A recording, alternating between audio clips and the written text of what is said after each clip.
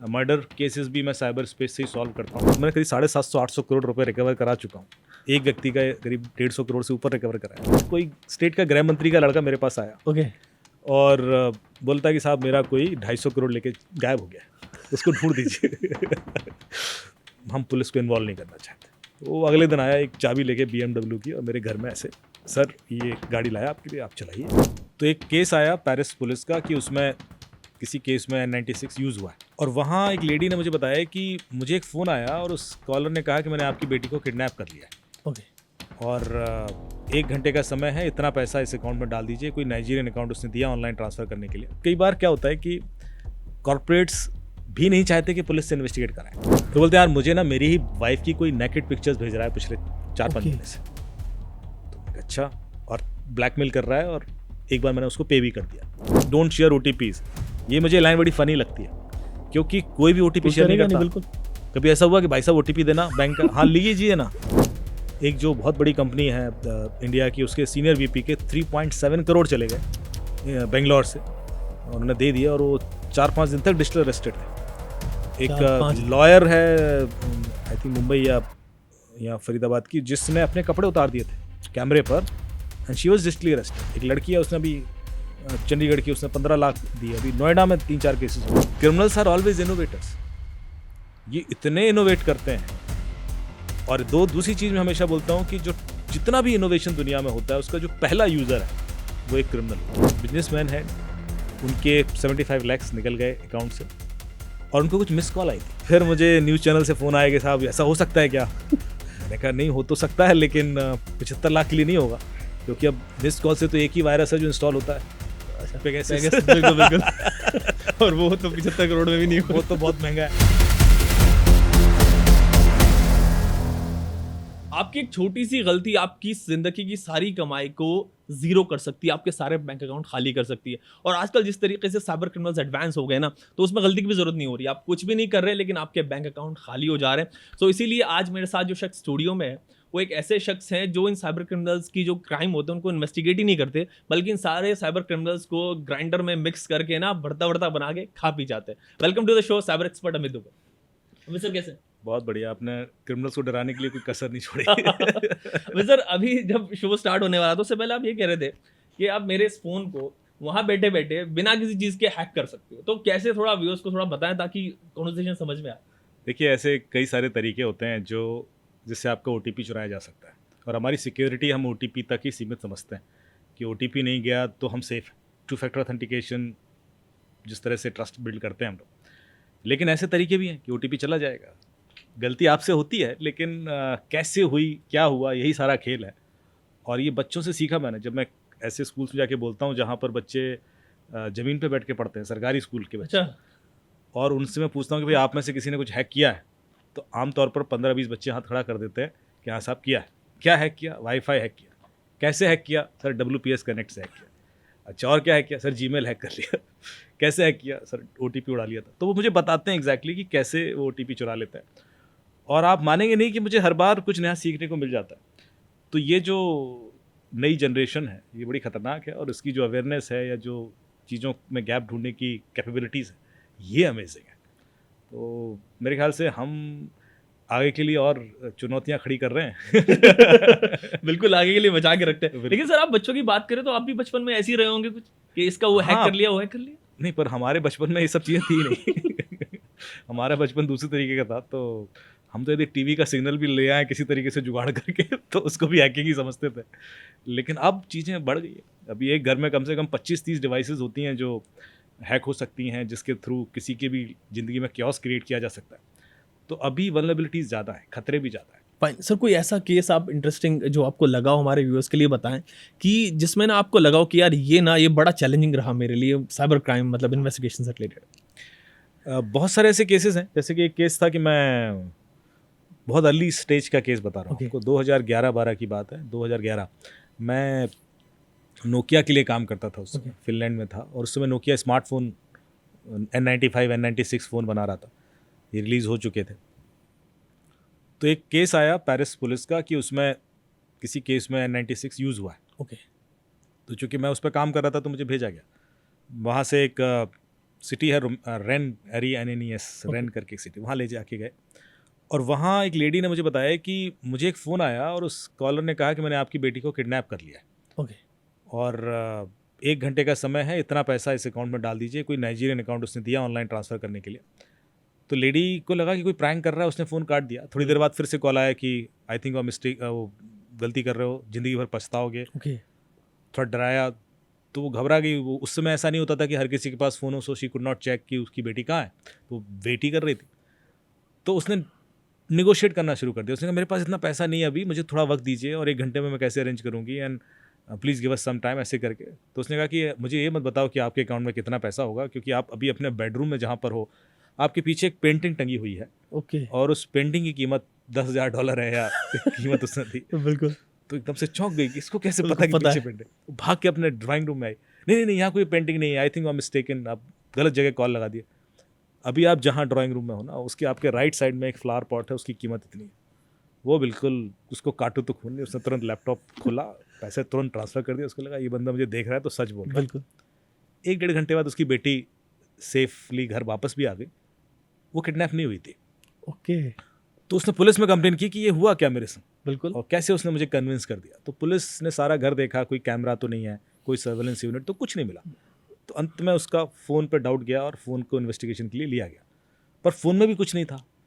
तो उन्होंने फिर फ़ोन की कंपनी से बुलाया लोग कि भाई आप नोकिया वाले देख, क्योंकि उस समय Nokia was the leading player, Europe में हर जगह नोकिया बहुत ज़्यादा था। तो जब मैं गया तो मैंने भी फ़ोन का स्कैन किया, तो पता पड़ा उसके अंदर कुछ भी नहीं है, सेफ फ़ोन। तो हम वापस आ गए। एयरपोर्ट पर थे। एयरपोर्ट पे मैं देखा कि एक बच्चा एक फ़ोन लेकर ऐसे दीवार के सहारे कुछ कर रहा है। मुझे थोड़ा अजीब लगा, मैंने कहा क्या कर रहे हो? वो मेरे पास आया, बोला गेम खेल रहा हूँ। ओके कौन सा गेम? True fighter game. कैसे काम करता है? बोले इसको ऐसे कैमरा, इसको लॉन्च करो, कैमरा ऑन हो जाता है और दीवार के सहारे ले जाओ तो कुछ ऑब्जेक्ट दिखाई देते हैं व्यू फाइंडर Okay. मोड में, ऑगमेंटेड ऑब्जेक्ट। उसको कैप्चर करो तो आपको पॉइंट्स मिलते हैं। It's very similar to Pokemon Go, but it was long back, okay 5-6 साल पहले पोकेमॉन गो के। तो मैंने कहा अच्छा, इसका मतलब कैमरा हमेशा ऑन रहता है? हाँ। तो मैंने उस IO से पूछा जो इन्वेस्टिगेशन ऑफिसर था, मैंने कहा यार ये लेडी के फ़ोन में ये गेम है क्या? बोला हाँ है। अरे तो मैंने फ़्लाइट कैंसिल की, आह, मैं वापस गया, मैंने उस गेम को रिवर्स इंजीनियरिंग किया, तो पता पड़ा उस गेम के थ्रू उस लेडी के घर की करीब 150 इमेजेस क्रिमिनल के सर्वर पर अपलोड हुई थी रोमानिया में, और इस लेडी का लड़का जो बच्चा था वो ये गेम खेलता था वही गेम। उसी फ़ोन से। तो ये तो क्लियर हो गया कि इसके घर की हर दीवार, हर कोने की पिक्चर वहाँ गई हुई है, लेकिन उसको ये कैसे पता पड़ता था कि ये लेडी अभी बेडरूम में है या ड्राइंग रूम में? इतना बिल्कुल, रियल टाइम बिल्कुल, बिल्कुल, लोकेशन exactly. आज भी पता करना मुश्किल है, बिकॉज विद ऑल लेटेस्ट और 8 टेक्नोलॉजी। साल वो मतलब 2008 10 साल 9 की में बात बहुत कर, ज़्यादा 10 साल बिल्कुल। 12 साल पुरानी बात मैं कर रहा हूँ, क्योंकि इस कोने में आप हो या इस कोने में आप हो, आज भी ये पता करना बड़ा बिल्कुल, मुश्किल है रिमोटली। एग्जैक्टली तो मैं सोचा कि यार ये कैसे कर रहा था, इतना कैसे पता किया इसने। थोड़ा गूगल सर्च किया तो पता पड़ा कि एक मुझे रिसर्च पेपर मिला, ओके और फिर उसी तरीके से वो क्रिमिनल पकड़ा भी गया। हमने उसको पकड़ा भी था। वो पूरा इंसिडेंट नहीं बताऊंगा कि वो आप मेरे ओके पॉडकास्ट पे सुनिए जाके स्टोरीज। बिल्कुल बिल्कुल लेकिन करता वो कैसे था कि आपके घर में एक चीज़ होती है, जब आप किसी के घर जाते हैं तो आज सबसे पहले क्या मांगते हैं? पानी मांगते हैं? एग्जैक्टली नहीं। परमिशन आप मांगते हैं वाईफाई। ओके हाँ वाईफाई किसी घर जाते हैं कि साहब पहले यार वाईफाई दो, कुछ फटाफट कुछ करना है। तो आपके घर का वाईफाई, जैसे वहाँ वाईफाई राउटर लगा हुआ है, मैं जब वाईफाई राउटर के पास जाता हूँ तो मेरा फ़ोन का सिग्नल लेवल बढ़ने लगता है। एग्जैक्टली जब मैं उससे दूर जाता हूँ तो कम होता जाता है। मेरे हर कमरे में घर के सिग्नल लेवल अलग होता है, हर दीवार पर सिग्नल लेवल अलग है। तो जब वो पिक्चर्स कैप्चर हुई तो उस दीवार पर कितना सिग्नल लेवल है वो भी कैप्चर होके गया। ओके जब ये लेडी उससे बात कर रही है तो इस समय क्या सिग्नल लेवल है उसका, वो उसको मिल रहा था उसी गेम के through. So basically he could figure it out कि इसके आसपास क्या होगा। तो जो वाईफाई का सिग्नल लेवल है उससे वो लोकेट कर पा रहा था कि लेडी बेडरूम में है कि ड्राइंग रूम में है अरे और किस ओरिएंटेशन में। तो ये बड़ा खतरनाक लगा, मुझे लगा, मैंने कहा यार इस हद तक क्रिमिनल जा सकता है, और दैट टू लॉन्ग बैक। मैं आगे रिपीट कर रहा हूँ कि क्रिमिनल्स आर ऑलवेज इनोवेटर्स। ये इतने इनोवेट करते हैं। और दूसरी चीज़ मैं हमेशा बोलता हूँ कि जो जितना भी इनोवेशन दुनिया में होता है उसका जो पहला यूज़र है वो एक क्रिमिनल होता है। अब ये चीज़ आगे जाके अलग अलग जगह यूज़ हुई होगी। वाईफाई बेस्ड ट्रैकिंग अब कॉमन है, एसेट मॉनिटरिंग और दुनिया जगह यूज़ होती है, पॉजिटिव यूज़ है। पर इससे सबसे पहले क्रिमिनल ने उसको इस्तेमाल किया अपने पर्पस के लिए, एक इल्यूजन क्रिएट करने के लिए, और लोगों को लूटा ही होगा। फिर हमने उसको पकड़ा भी, वो पकड़ा भी इसीलिए गया क्योंकि नोकिया का जो फ़ोन है वो प्रोप्राइटरी ओएस यूज़ करता है, तो उस पर कोई भी ऐप बनाएगा तो उसके लिए एक साइनिंग प्रोसेस बिल्कुल। होता है जैसे कि आईफोन का है। और उसके अर्ली यूजर्स जो थे वो हमने ट्रैक किए कि सबसे पहले किसने टेस्ट किया इस एप्लीकेशन को कि जिसने बनाया होगा। अच्छा। तो उस तरीके से हम पहुंच पाए, but it was very interesting investigation और इसने बहुत कुछ सिखाया। तो ये मेरे ख्याल से बहुत अर्ली स्टेज पे बहुत खतरनाक केस था जो जिसने मुझे कॉन्फिडेंस दिया कि अ, आगे क्या होने वाला है उसकी झलक मिल गई थी बिल्कुल, मुझे। अभी क्या हो रहा है सर वो तो आपसे आगे जानेंगे दूसरे शोज़ में भी। अभी एक ये चीज़ मुझे बताएँ कि जब मैं आपसे पहली बार मिला, तो मुझे लगा नहीं कि आप साइबर क्राइम इन्वेस्टिगेट करते हैं सबको, मतलब हाउ डू यू कीप, मतलब सो सिंपल अपने आप को, और बिल्कुल ऐसा नॉर्मल, और पता नहीं यार, मतलब आप जैसे स्टोरियाँ बता रहे हैं 12-13 साल पहली, मतलब ये थोड़ा-सा बताएँ कि इसके अंदर इसके पीछे क्या छुपा हुआ है आपके? नहीं देखिए, ऐसा है कि आप क्या उम्मीद करते हैं कि मैं 2 आईफ़ोन साथ लेके चलूँ, 1 हेडफ़ोन लेके चलूँ, लैपटॉप हाथ में होना चाहिए, किस तरह का, या हुडी हाँ, पहन के मतलब चलूँ? जो सोचते हैं ना कि मैं साइबर क्राइम एक्सपर्ट है कोई बंदा, तो हाँ। उसको लगता है ना कि यार मतलब बंदा लेटेस्ट गियर्स में आएगा, उसके शूज़ भी ऐसे, उसके फ़ोन भी ना कुछ अलग से होगा, एकदम ज़बरदस्त वॉच, स्मार्ट वॉच उसके पास होगी। लेकिन फिर आप कहोगे यार मतलब अगर ये मैंने रख ली तो नहीं, 2 चीज़ें होती हैं। एक तो होता है कि आपको थोड़ा-सा सबड्यूड दिखना भी पड़ता है। ख़ास तौर से जब आप गवर्नमेंट के संग काम कर रहे हो, ओके, तो आपकी प्रोफाइलिंग बड़ी लो प्रोफाइल होना चाहिए। यदि आप बहुत ज़्यादा अपने आप को एयर में रखोगे या शो ऑफ करोगे तो शायद बहुत लोगों के संग काम नहीं कर पाओगे, क्योंकि इससे 2 चीज़ें होती हैं। एक तो आप डिस्टेंस क्रिएट हो जाता है और दूसरा लोग ऑफेंड भी हो सकते हैं। तो आप जितना चाहते हो कि एक टीम की तरह या कोहेसिवनेस की तरह काम कर पाओ और बड़े से बड़े और छोटे से छोटे आदमी के संग, तो fortunately I got an opportunity to meet with all kind of people. तो जितने बड़े बड़े बिजनेसमैन हैं उनके संग इसी वजह से मिल पाया, क्योंकि उनको वो ट्रस्ट हो जाता है कि ये सेफ है, ओके, इसको लालच भी नहीं है। ये भी बड़ा बहुत इंपॉर्टेंट फैक्टर होता है, क्योंकि आप जिस डोमेन में हैं, यदि आप लालची होंगे तो आप लोगों का बड़ी जल्दी अहित कर सकते हैं, तो लोग आप पे ट्रस्ट नहीं कर पाएंगे। तो उसके लिए आपको एक, मेरे ख्याल से मैंने भी गलतियां कर करके सीखा। स्टार्टिंग में मैंने गलतियां की और उसके बाद मुझे लगा नहीं यार, ये मेरी ही गलती है, उस वजह से लोग नहीं मेरे से हेल्प ले पा रहे हैं। और लोग मिसयूज़ नहीं तो करना शुरू कर देंगे, जैसे उनको पता पड़ जाएगा ये तो पैसे की वजह से करता है। So I have never asked any money for my investigation in last 15 years. कभी मैंने एक पैसा नहीं लिया। सारे इन्वेस्टिगेशन में मैंने करीब 750-800 करोड़ रुपए रिकवर करा चुका हूँ। एक व्यक्ति का करीब 150 करोड़ से ऊपर रिकवर कराया, पर मैंने कभी कोई पैसा नहीं सर तो 1-2% में ही पता नहीं। लिया। कहाँ बैठे होते हैं। तो ये जो चीज़ है ये मेरे ख्याल से मुझे थोड़ा अलग बिठा देती है कि लोगों को लगता है, और जैसे मैंने आपको बोला कि मैं अदानी जी से लेकर आपके चेयरमैन साहब तक हर जगह इसी वजह से रीच कर पाया, क्योंकि मेरा कोई इस तरह का मोटिव नहीं रहा कि मैं उनके थ्रू पैसा कमा लूँ या कुछ कर लूँ। हेल्प चाहिए तो मैं, चाहे किसी का 5,000 गया उस उधर भी हमने एफर्ट लगाए, या किसी का बच्चा खो गया उसको भी ढूंढने में उतना ही पेन लिया, या कि कोई मर्डर मिस्ट्री सॉल्व करने में, या कोई कॉर्पोरेट फ्रॉड। सो ये डाइवर्सिफिकेशन बनाए रखने के लिए आपका हर जगह जेल होना बहुत ज़रूरी है, वरना एक सेक्टर आपसे दूर होना शुरू हो जाएगा। तो मेरे ख्याल से ये एक ताकत भी है जो हम एग्जैक्टली, सबको सीखनी चाहिए। बिल्कुल। सर एक चीज़ और बताएं इसमें कि आप इन्वेस्टिगेट करते हैं चीज़ों को, आप सबसे आगे रहते हैं एक तरीके से साइबर क्राइम इन्वेस्टिगेटिंग जब आप होती है चीज़ों में, तो आप पे पर्सनल अटैक नहीं हुए कुछ? होते हैं। तो किस बिल्कुल तरीके से होता है। आप उसको, मतलब आप पे तो और सोफिस्टिकेटेड होते होंगे ना, उसको पता होगा कि यार ये बंदा जो है ना, ये सब कुछ जानता है मेरे बारे में, तो बिल्कुल 10 बंदे लोग जो एक्सपर्ट होता है वो मिल के आप पे अटैक करते होंगे। नहीं वैसे देखिए, ऑर्गेनाइज तरीके से इसलिए होते हैं क्योंकि 2 तरह से लोग आपसे परेशान होते हैं। एक तो है क्योंकि क्रिमिनल है और आपने कुछ बिल्कुल। कर दिया। दूसरा होता है कुछ ऐसे लोग हैं जो शायद आपकी पॉपुलैरिटी से खुश ना हो या आपकी रीच से खुश ना हो, वो लोग भी होते हैं, and they are also good, they are also doing good work, और वो फिर आपको टारगेट कर सकते हैं। दोनों तरीके से होता है। कई सारे मैंने ऑफिसर्स देखे हैं जो बहुत अच्छा काम कर रहे हैं पुलिस में, वेरी ऑनेस्ट ऑफिसर्स, उनको टारगेट किया गया और करोड़ों खर्चा करके उनको फंसा दिया गया और उनको सस्पेंड करा दिया गया। और जब मैंने इन्वेस्टिगेट किया तो मुझे पता पड़ा कि अरे सारे फैक्ट्स निकल के आ जाते हैं, बिल्कुल। लेकिन जब वो हो रहा था तब सारा सिस्टम उनके अगेंस्ट हो जाता है। तो ये सब चीज़ें उन सबके साथ होंगी जो भी थोड़ा सा ठीक डायरेक्शन में जाएगा और ग्रो करेगा, उसको लोग टारगेट करके खींचने की कोशिश करेंगे ही, चाहे वो किसी भी सेक्टर में, मीडिया में हो, आपके बिजनेस में हो, पॉलिटिक्स में हो, कहीं भी हो। तो ये तो रहता है, हमेशा रहता है। लेकिन ये है कि आप आपके ऊपर फिर और रिस्पॉन्सिबिलिटी आ जाती है कि आप किस तरह से उस चीज़ को इग्नोर करके ना उससे इन्फ्लुएंस हुए अपना काम करते रहें, ना लालच में आए ना डरें। ये दो चीज़ें हैं जो आपके संग हो सकती हैं। या तो लोग डराएंगे, डराया बहुत लोगों ने। मैं आपको एक केस बताऊं कि मैं जब स्टार्टिंग में केसेस एसटीएफ के संग काम किया, मैंने काफ़ी यूपी एसटीएफ के संग, तो उसमें ऑफिसर्स थे तिवारी जी, आनंद तिवारी जी, वो काफ़ी समय रहे। हमारे प्रोफेसर त्रिवेणी सिंह जी भी एसटीएफ में थे। तो ये सारे ऑफिसर्स काफ़ी अपराइट ऑफिसर्स थे। और प्रोफेसर त्रिवेणी सिंह जी को लोग इंडिया का पहला साइबर कॉप बोलते हैं। ओके। उन्होंने पीएचडी की हुई है साइबर क्राइम इन्वेस्टिगेशन में, तो पहली शायद पीएचडी होगी, इसलिए उनको प्रोफेसरशिप दी गई। तो ऐसे लोगों के संग काम करने का मौका मिला तो आप को भी बहुत सीखने को मिलता है। लेकिन जब थोड़ा सा ये इन्फॉर्मेशन फैल गई तो एक कोई स्टेट का गृह मंत्री का लड़का मेरे पास आया ओके। और बोलता है कि साहब मेरा कोई 250 करोड़ लेके गायब हो गया, उसको ढूंढ दीजिए। तो मैंने कहा अच्छा किसने दिया नंबर? मैंने कहा साहब किसी आईजी का नाम लिया, उन्होंने दिया।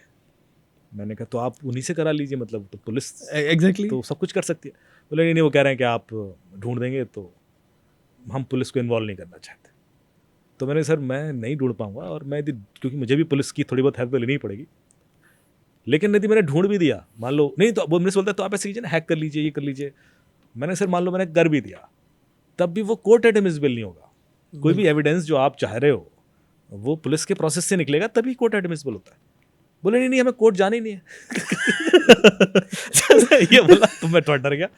मैंने फिर आप करने क्या चाहते हैं? एग्जैक्टली वो पीछे क्या है इसके? हाँ इसके तो मैं थोड़ा सा कॉन्शियस हुआ। मैंने कहा मैं समझ गया मैंने कुछ गड़बड़ मामला है। मैंने कहा सर, फिर मैंने उसको दाएं बाएं करके मना करना शुरू कर दिया। अब इसको लगा कि मैं शायद जानबूझ के मना कर रहा हूँ। वो अगले दिन आया एक चाबी लेके BMW की, और मेरे घर में ऐसे, सर ये गाड़ी लाया आपके लिए, आप चलाइए। मैं क्यों? अरे सर आप टेंशन लीजिए, मेरे पास बहुत हैं, आप एक आप चलाइए ना, मैं दोस्तों को देता रहता हूँ। बिल्कुल। मुझे बड़ा अजीब लगा। मैंने कहा यार ये तो उस समय हमारी छोटी गाड़ी खरीदने की हैसियत नहीं थी, वो BMW की चाबी देके चला जा रहा है। तो मैंने कहा कि नहीं साहब मैं तो नहीं चला पाऊंगा। वो जबरदस्ती रख के चला गया। उसके बाद ये प्रेशर जो होता है ना आपके पास, ये आपको बहुत डरा देता है। तो मैंने अपने सारे पुलिस ऑफिसर्स दोस्तों को फ़ोन किया। मैंने कहा क्या करें? तो एक जो ऑफिसर थे उन्होंने मुझे कनेक्ट किया। उस समय राजदीप सरदेसाई जी CNN IBN में थे। उनको कॉल किया उन्होंने कि आज के शो में आप 9 बजे अमित को लाइए। तो उसमें कोई असमीज़ का एक हेटेड SMS का इंसिडेंट चल रहा था। बैंगलोर में असमीज़ को हेट SMS भेजे जा रहे थे, और वो लोग वहाँ से पलायन कर रहे थे, भाग रहे थे, और उसमें काफ़ी लोग कुछ कैजुअलिटी भी हुई थी। उसका इन्वेस्टिगेशन मैं कर रहा था उसमें। तो उन्होंने कहा कि इस पर आप एक डिस्कशन कर लीजिए। वो किया डिस्कशन, और जैसे वो मीडिया में आना शुरू हुआ तो फिर ये दब गए सारे। तो मुझे समझ आया मीडिया का बड़ा पावर है, इसीलिए मीडिया कुछ भी कर लेती है, क्योंकि कोई भी पॉलिटिशियन मीडिया से सीधे अपफ्रंट पंगा नहीं ले। एग्जैक्टली। उसको जैसे समझ में आ जाएगा यार ये आदमी कनेक्टेड है, तो फिर वो ऐसी चीज़ें नहीं करेगा। तो उससे फ़ायदा हुआ, और फिर वो मैंने मकान मालिक को दी चाहिए। मैंने कहा ये भाई साहब आएंगे, उनको दे देना मेरा को, और वहाँ से मैं छोड़ दिया, घर ही छोड़ के हम कहीं और शिफ्ट हो गए। बट इट हैड हैपन, मतलब ये हुआ है, और अलग अलग तरीके से लोगों ने अप्रोच करने की भी कोशिश। सब प्रेशर नहीं बनता कभी, जैसे आप अभी बता रहे कि ऊपर से अगर कि ऊपर से कॉल आ जाए कि नहीं यार इसको तो करना है, तो फिर कैसे डील करते हैं इसको? नहीं, ऊपर से भी कॉल आएगी तब भी मेरी जो डिसीजन होगा, देखो ऐसा नहीं कि मैं सबको मना ही कर दूँ, क्योंकि ऊपर से भी कॉल अच्छी चीज़ों के लिए भी आती है। ये सब ये सिचुएशन है, ये बड़ा इंटेलिजेंट डिसीजन होता है आपका। कई बार क्या होता है कि कॉर्पोरेट्स भी नहीं चाहते कि पुलिस से इन्वेस्टिगेट कराएं, क्योंकि कल के दिन पुलिस के पास केस गया और वो मीडिया में आ गया, और उसके बाद उनका शेयर वैल्यू इम्पैक्ट कर गया, तो बहुत बड़ा रिस्क है। बिल्कुल। जो भी आउटकम हो वो बात अलग है। मान लो कि इनसाइडर थ्रेट है, इनसाइडर फ्रॉड है, इनसाइडर ट्रेडिंग है, तो पहले वो चाहते हैं कि हमें पता तो पड़े कि कौन है। Exactly. And will to take an call. हमें कोई मीडिया में जाके फ़ायदा होने वाला नहीं है, या पुलिस को देखकर हम शायद कोर्ट में कभी जाएंगे ही नहीं, लेकिन हम उस बंदे को सिस्टम से बाहर कर देंगे। वो इन्वेस्टिगेशन मैं ज़रूर हेल्प करता हूँ और इन्वॉल्व हो जाता हूँ। अजीब अजीब से केसेस आते हैं सर, मतलब ये तो अब इतना बढ़ गया है कि मुझे लगता है कि हर कंपनी के अंदर लॉयल्टी इश्यूज़ खड़े हो गए। जिस बंदे को आप पावर दे दो एक लेवल पे ले जाएगा, वो कंपनी को खाना शुरू कर देता है।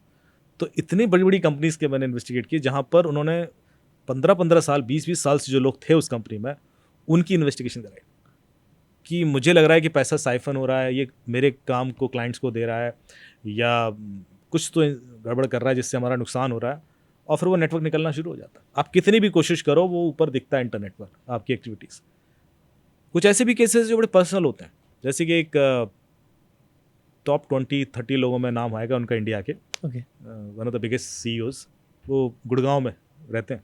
उनका मुझे फ़ोन आया कि आपसे मिलना है, किसी आई थिंक गुड़गांव कमिश्नर या किसी ने नंबर दिया उनको। ठीक है सर, मिलेंगे। बोले आप अकेले आइएगा। ठीक है, अकेले आ जाएंगे। तो कनॉट प्लेस में आए, वो अपनी गाड़ी खुद ड्राइव करते हुए, और वो जो सर्किल है उस पर वो गाड़ी घुमाने लगे। मैं जहाँ उन्होंने बोला था उधर खड़ा हो गया, वो फिर गाड़ी में बैठ गया उनके, और वो बैठ के चलने लगे, हम घूमने लगे। थोड़ी देर बाद बातचीत के बाद बोलते हैं कहाँ से हो आप? अच्छा, IIT खड़गपुर से हैं आप। कुछ कनेक्ट निकाला कॉमन। फिर बोलते हैं यार मुझे ना मेरी ही वाइफ की कोई नेकेड पिक्चर्स भेज रहा है पिछले 4-5 Okay. महीने से। तो मैंने कहा अच्छा, और ब्लैकमेल कर रहा है, और एक बार मैंने उसको पे भी कर दिया। तो मैंने कहा साहब ये रियल पिक्चर हैं या मॉफ्ट पिक्चर्स? बोला मॉफ्ट पिक्चर्स। पर वो इतनी रियलिस्टिक हैं कि कल के दिन कहीं भी जाएंगे Exactly. तो लोगों को तो ये लगेगा कि हम बिल्कुल। कहाँ डिफेंड करेंगे। तो मैंने कहा फिर, बोले बताइए मैं क्या करूँ? मैं पुलिस के पास जाऊँगा तो आज नहीं तो कल मीडिया में आ Exactly, जाएगा मीडिया में आ मामला। जाएगा। Very sensitive. उनकी वाइफ भी काफ़ी रिनाउंड है टाइप। फिर बोले कि हम इन्वेस्टिगेशन नहीं करें तो ये बंदा मुझे ब्लैकमेल करता रहेगा, कल के बिल्कुल, दिन इसी ने बिल्कुल। डाल दिया। तो मैंने कहा ठीक है, आप मुझे दिखा सकते हैं वो फ़ोटोज़? तो बोला ठीक है। तो उसने फ़ोटो दिखाई। तो मैंने देखा कि जो फ़ोटोज़ थी वो उसमें जो फेस पार्ट उनकी कहीं और से लिया गया था, बॉडी पार्ट किसी और का था। समझ में इतना आ गया था। Exactly. तो मैंने कहा फेस कहाँ से लिया गया है? तो उन्होंने कहा कि ये इंस्टाग्राम या फेसबुक पे पिक्चर्स होंगी। ठीक है, वो दिखाइए। इंस्टाग्राम फेसबुक पे मैंने निकाली पिक्चर्स। तो उसके बाद ये समझ में आ गया कि किस पिक्चर से फेस लिया गया है। तो मैंने कहा साहब ये वर्क हो जाएगा, case will sort it out. और उसके बाद हमने वो बंदा पकड़ा, और रोहिणी कहीं से अरेस्ट भी हुआ, और उसके बाद केस क्लोज हो गया। अब ये होता कैसे है? हाँ, एक ये- चीज़, हाँ, बिल्कुल। कि कोई भी इंटरनेट पर जब आप काम करते हैं तो आपकी लोकेशन तो जाती है।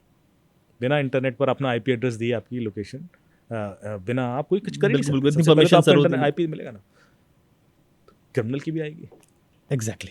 यदि मैं आपका फॉलो कर रहा हूँ फेसबुक या इंस्टाग्राम या जो भी, तो I am also giving my footprints to you, बिल्कुल। टू सर्वर, और वो आपको एज ए प्रोस्पेक्टिव फ्रेंड की लिस्ट में आता है नीचे कि ये बंदा आपको क्लोज फ्रेंड हो सकता है। So this is the way.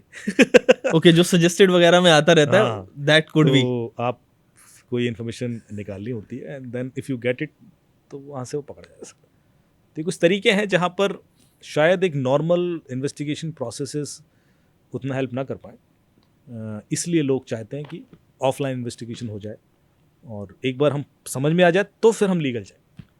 तो कैसे सर साइबर क्राइम जो इवॉल्व हुआ है पिछले, आप ये कहें कि एक डिकेड की तो बहुत लंबी बात हो जाएगी, लेकिन पिछले 4-5 साल में कैसे इवॉल्व हुआ है, आप कैसे दिखते हैं?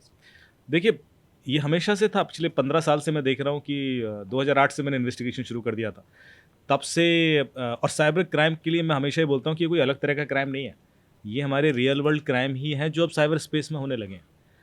तो उसको अलग कैटेगरी में ना रखें।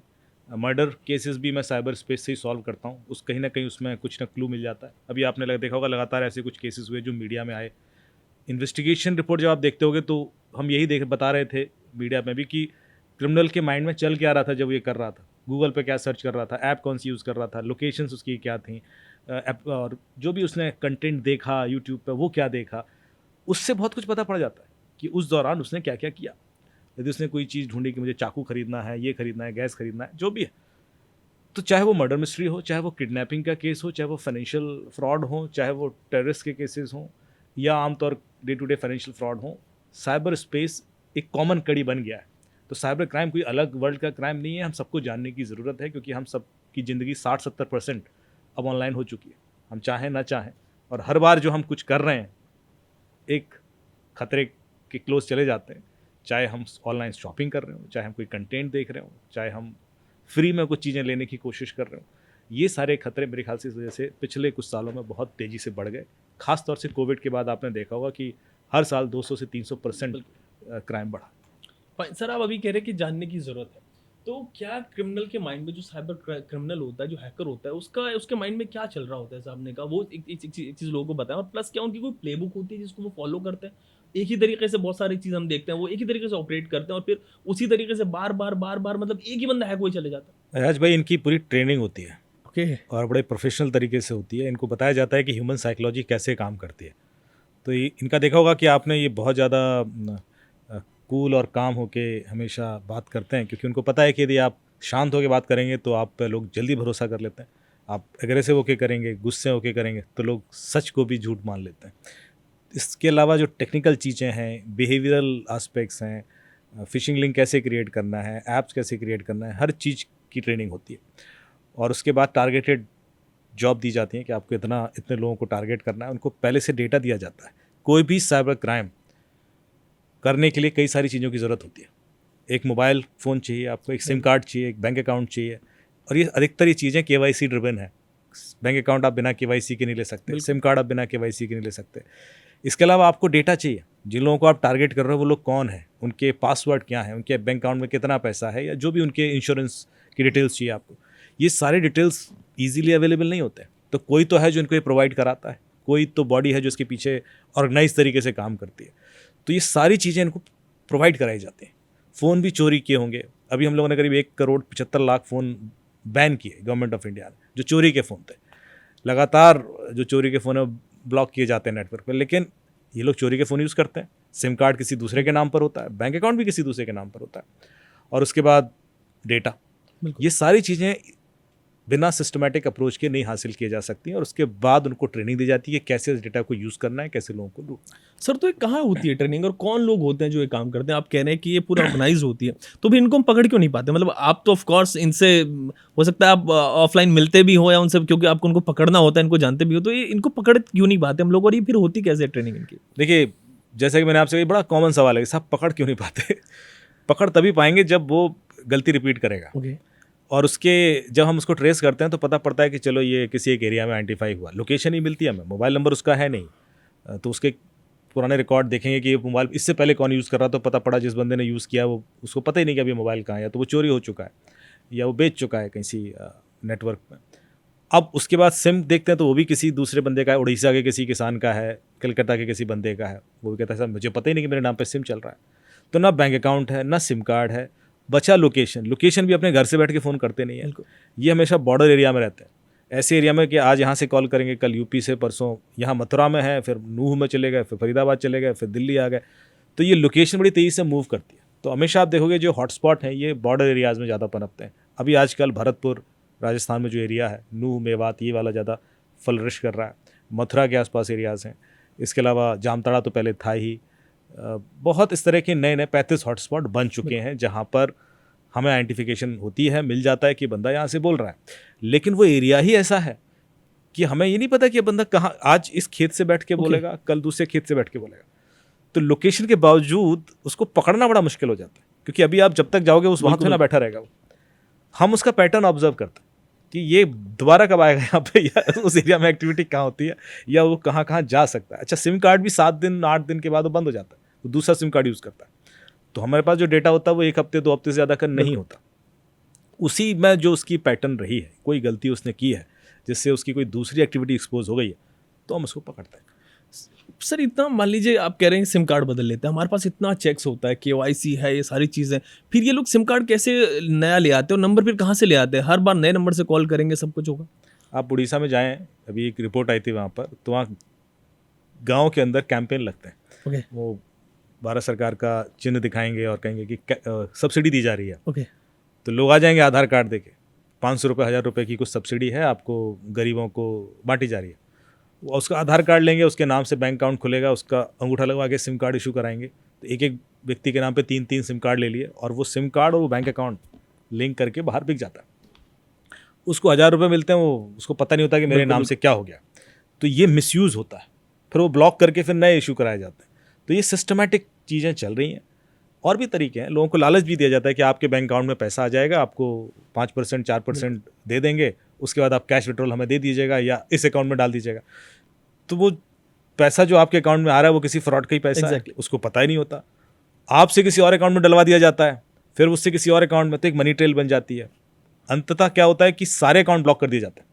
तो जो बीच वाले लोग हैं वो तो विक्टिम होते हैं, वो तो किसी और के लालच में फंस गए होते हैं, लेकिन उनको भी सफ़र करना होता है। क्रिमिनल अपना पैसा निकाल लेता है, वो इतनी तेज़ी से सारी चीज़ें करता है कि उसके पास पैसा पहुंच चुका होता है। तो अभी भी जो हम इन्वेस्टिगेशन कर रहे हैं उसमें कई सारे लोग विक्टिम ही होते हैं, कहते हैं साहब हमारी कोई गलती नहीं है, हमें तो लालच आ गया था और ऐसा वैसा। लेकिन बिल्कुल उनसे तो क्राइम करा दिया गया ना, वो क्राइम का पार्ट बन गया। अभी सर कुछ रिपोर्ट्स में पढ़ रहा था, अभी कुछ दिन पहले आ रहा था कि कहीं म्यांमार में कहीं इधर उधर जाके ना इंडिया के लोगों को, बच्चों को पकड़ लिया, लाओस वहाँ में, पे हाँ। लेके चले गए और वहाँ पे उनसे साइबर क्राइम करवा रहे हैं, उनको ट्रेन कर रहे हैं। तो ये कैसे पूरा इंटरनेशनली रैकेट चलता है लोगों के? तो इसमें पहले जॉब ऑफर दिया जाता है आपको, आपका इंटरव्यू होता है, स्काइप पे इंटरव्यू होता है, फिर आपको थाईलैंड के रास्ते से Okay. लाओस ले जाया जाता है। और लाओस एक बॉर्डर एरिया है अगेन आपने कहा बॉर्डर हाँ। एरिया, तो बॉर्डर एरिया तो उससे क्या होता है कि आप थाईलैंड गए थे तो पूरी सर्च जो होती है आपकी वो थाईलैंड में होती है, बिल्कुल। पर आप होते लाओस में।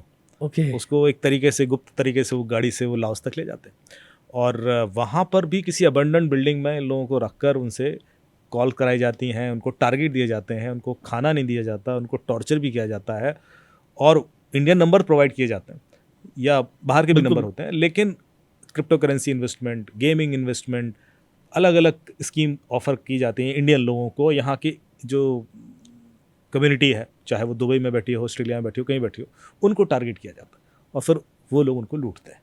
तो ये बिल्कुल स्केल तक पहुँच गया है। अभी भारत सरकार ने करीब 150 लोगों को रेस्क्यू भी किया था वहाँ से, लेकिन ये लगातार हो रहा है। लोगों को पता ही नहीं है कि इस हद तक लोग जॉब के लालच में कहीं भी चले जाते हैं और उसके बाद फंस जाते हैं। मैं ऐसी सर आई थिंक जब 4-5 महीने पहले हम मिले थे, मैंने आपको एक बार कॉल किया था, तो एक व्हाट्सएप वाला बड़ा स्टोरी आ रहा था कि व्हाट्सएप कॉल लगातार लोगों के पास आ रही है। एक बिजनेसमैन की स्टोरी थी, वो बड़ी मीडिया में वायरल हुई थी कि उसके 50-70 लाख रुपए चले गए, लगातार कॉल आ रही है उसकी। तो वो बड़ी इंटरेस्टिंग चीज़ हुई है, उसको बड़ा उससे मतलब समझ में आएगा कि कहानी पीछे क्या होती है, किस तरिके से ट्रैप करते हैं। वो थोड़ा सा आप बताएं पूरी इन्वेस्टिगेशन। नहीं, वो 75 लाख चला गया था जिसमें। हाँ sir. 75 lakhs through miss call. Actually हुआ क्या कि एक बिजनेसमैन है, उनके 75 lakhs निकल गए अकाउंट से और उनको कुछ मिस कॉल आई थी बार बार। तो वो मीडिया में चले गए कि साहब मुझे तो सिर्फ कोई अलर्ट नहीं आया, SMS नहीं आया, OTP भी नहीं आया और मेरे 75 लाख चले गए। हाँ, इसीलिए आपको भी कॉल किया था। तो फिर मुझे न्यूज़ चैनल से फ़ोन आया कि साहब ऐसा हो सकता है क्या? मैंने कहा नहीं, हो तो सकता है लेकिन 75 लाख के लिए नहीं होगा, क्योंकि अब मिस कॉल से तो एक ही वायरस है जो इंस्टॉल होता है, अच्छा, पेगासस। बिल्कुल बिल्कुल। और वो तो 75 करोड़ में भी नहीं वो तो बहुत महंगा है। तो मैंने कहा कि वो तो नहीं होगा और वो सिर्फ गवर्नमेंट को भेजा जाता है। तो पॉइंट ये था कि मैं दिन भर चैनल पर डिफेंड किया मैंने, आपको भी याद होगा कि मैंने कहा साहब मिस कॉल से तो नहीं होगा, कुछ और होगा, let us investigate and will figure it out. Eventually ये केस दिल्ली पुलिस के पास आया और उन्होंने इन्वेस्टिगेशन किया और मैं भी इन्वॉल्व था। तो सबसे पहले हमें डाउट था कि इसके फ़ोन में कोई एप्लीकेशन होगी जिससे वो SMS पढ़ती होगी, बाहर भेजती होगी और फिर SMS डिलीट करती होगी। तो आप सब अपने फ़ोन में चेक कर सकते हैं, सेटिंग्स में प्रिवेसी के अंदर जाके, जहाँ कैमरा, माइक्रोफोन, कॉन्टैक्ट लिस्ट वगैरह के ऑप्शन दिखाई देंगे, वहाँ पर SMS पे क्लिक करेंगे तो it will show you list of the application जिसको आपने SMS का एक्सेस दे रखा है। तो हमने जब चेक किया उनके फ़ोन में तो कोई ऐसी एप्लीकेशन नहीं थी सस्पिशियस जिस पे हम डाउट करें और जिसको SMS का एक्सेस उन्होंने दे रखा हो। तो फिर लगा शायद मिस कॉल से ही पैसे गए होंगे। तो ऐसे में एक DCP साहब हैं सेंट्रल दिल्ली के, उन्होंने कहा कि हमें तो ऐसा भी तो हो सकता है कि कोई एप्लीकेशन इंस्टॉल हुई हो और अब अनइंस्टॉल हो गई हो। बिल्कुल, क्योंकि हम तो 5 दिन के बाद केस इन्वेस्टिगेट कर रहे हैं, तो इस बीच में क्या हुआ क्या पता। लेकिन आपके फ़ोन में एक बड़ी अच्छी चीज़ होती है, गूगल डैशबोर्ड, जिसके थ्रू हम ये चेक कर सकते हैं कि पिछले कितने सालों में आपने कब कौन सी एप्लीकेशन इंस्टॉल की, अनइंस्टॉल की, कितनी एप्लीकेशन आप यूज़ करते रहें, तो ये लॉग मिल जाता है। तो हमने जब देखा कि हाँ भाई थर्सडे इवनिंग एक फ़ोन में एप्लीकेशन इंस्टॉल हुई थी और संडे को अनइंस्टॉल हो गई, और हम तो केस उसके बाद इन्वेस्टिगेट कर रहे हैं और संडे को इनके पैसे निकले थे, तो लगा यही एप्लीकेशन होगी। और वो एक वीडियो एडिटिंग ऐप थी जिसको SMS का एक्सेस भी था। सो वी थॉट कि दिस वाज द एप्लीकेशन जो SMS पढ़ के बाहर भेजे और उसके बाद डिलीट हुए। पर ये किया किसने? तो हमने देखा कि दोनों समय की लोकेशन क्या थी, जब एप्लीकेशन इंस्टॉल हुई तब क्या थी और जब अनइंस्टॉल हुई तब क्या थी। तो वही गूगल डैशबोर्ड आपको ये भी दिखा देता है कि आपकी हर सेकंड लोकेशन क्या है। तो जब देखा तो दोनों समय भाई साहब अपने घर पे ही थे, बिजनेसमैन। हाँ तो घर में थे, तो फिर तो घर में ही किसी ने इंस्टॉल की होगी। तो पहला डाउट उनकी वाइफ पे गया कि शायद उन्होंने किया हो, लेकिन अब वाइफ से पूछे कौन। तो हमें एक ऐसा तरीका आता है जिससे हम बिना पूछे पता कर सकते हैं कि उसने आपके फ़ोन में एप्लीकेशन इंस्टॉल किया नहीं किया। हाँ, जैसा मैं तरीका कुछ आपसे स्टार्टिंग में पूछ रहा था। यस। तो होता क्या है कि आपके फ़ोन को मैं टच नहीं करूं और आपके फ़ोन का जो ईमेल है, यदि आपके घर के किसी लैपटॉप पे लॉगिन है, तो उस लॉग्ड इन ईमेल को के थ्रू मैं ब्राउज़र पर myactivity.google.com खोल दूँ myactivity.google.com, तो मैं आपके फ़ोन की एक्टिविटी लिस्ट देख सकता हूँ बिल्कुल। पिछले कई सालों की। तो जब हमने उनकी वाइफ का जो जीमेल था घर के लैपटॉप पे लॉग्ड इन था, तो उसकी एक्टिविटी लिस्ट देख ली, पूछने की ज़रूरत नहीं है। तो हमें देखना ये चाहते थे कि जब हस्बैंड के फ़ोन में एप्लीकेशन इंस्टॉल हुई तो वाइफ अपने फ़ोन में क्या कर रही थी। तो पता पड़ा वाइफ तो अपने फ़ोन में OTT पे कुछ देख रही थी, और जब अनइंस्टॉल हुई तब तो वो घर में नहीं थी, उनकी लोकेशन ही कहीं और आ रही है। तो वाइफ आउट ऑफ क्वेश्चन हो गई। सेकेंड डाउट उनके बच्चे पे गया, जो कि 13-14 साल का बच्चा था। बिल्कुल। अब उससे भी हम इंटरोगेट नहीं कर हाँ, सकते exactly, क्योंकि बच्चा है छोटा है। तो हमने कहा कि सारे घर की डिवाइसेस ले आइए, वहीं से कुछ समझ में आएगा।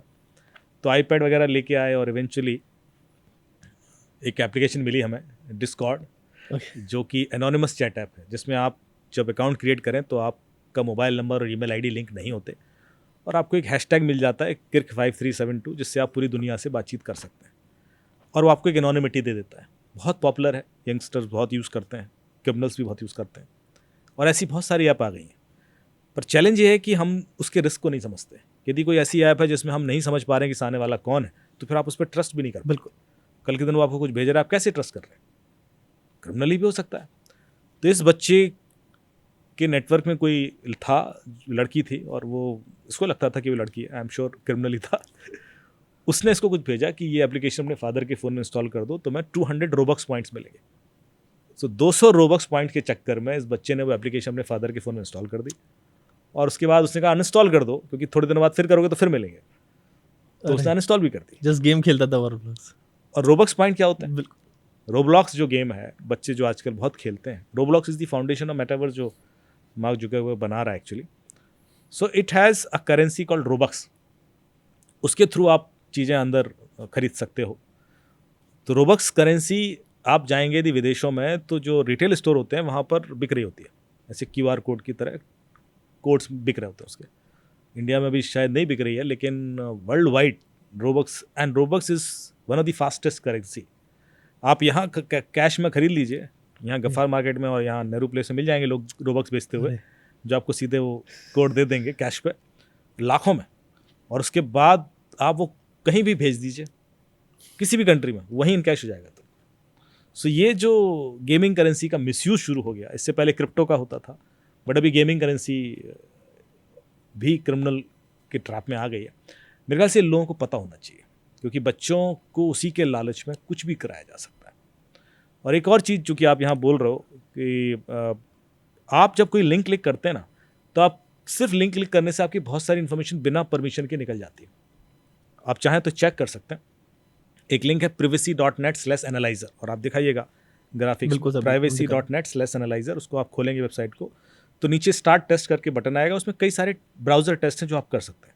जैसे आप स्टार्ट टेस्ट करेंगे तो आपका बहुत सारी इन्फॉर्मेशन लैपटॉप की या मोबाइल की सामने दिखने लगेगी। उसमें होगा आपका लोकेशन, एग्जैक्टली आप कहाँ हैं, IP एड्रेस होगा तो लोकेशन है, आपका सिम टाइप कौन सा है, Vodafone, BSNL, Reliance, idea, whatever SIM card वो दिख जाएगा।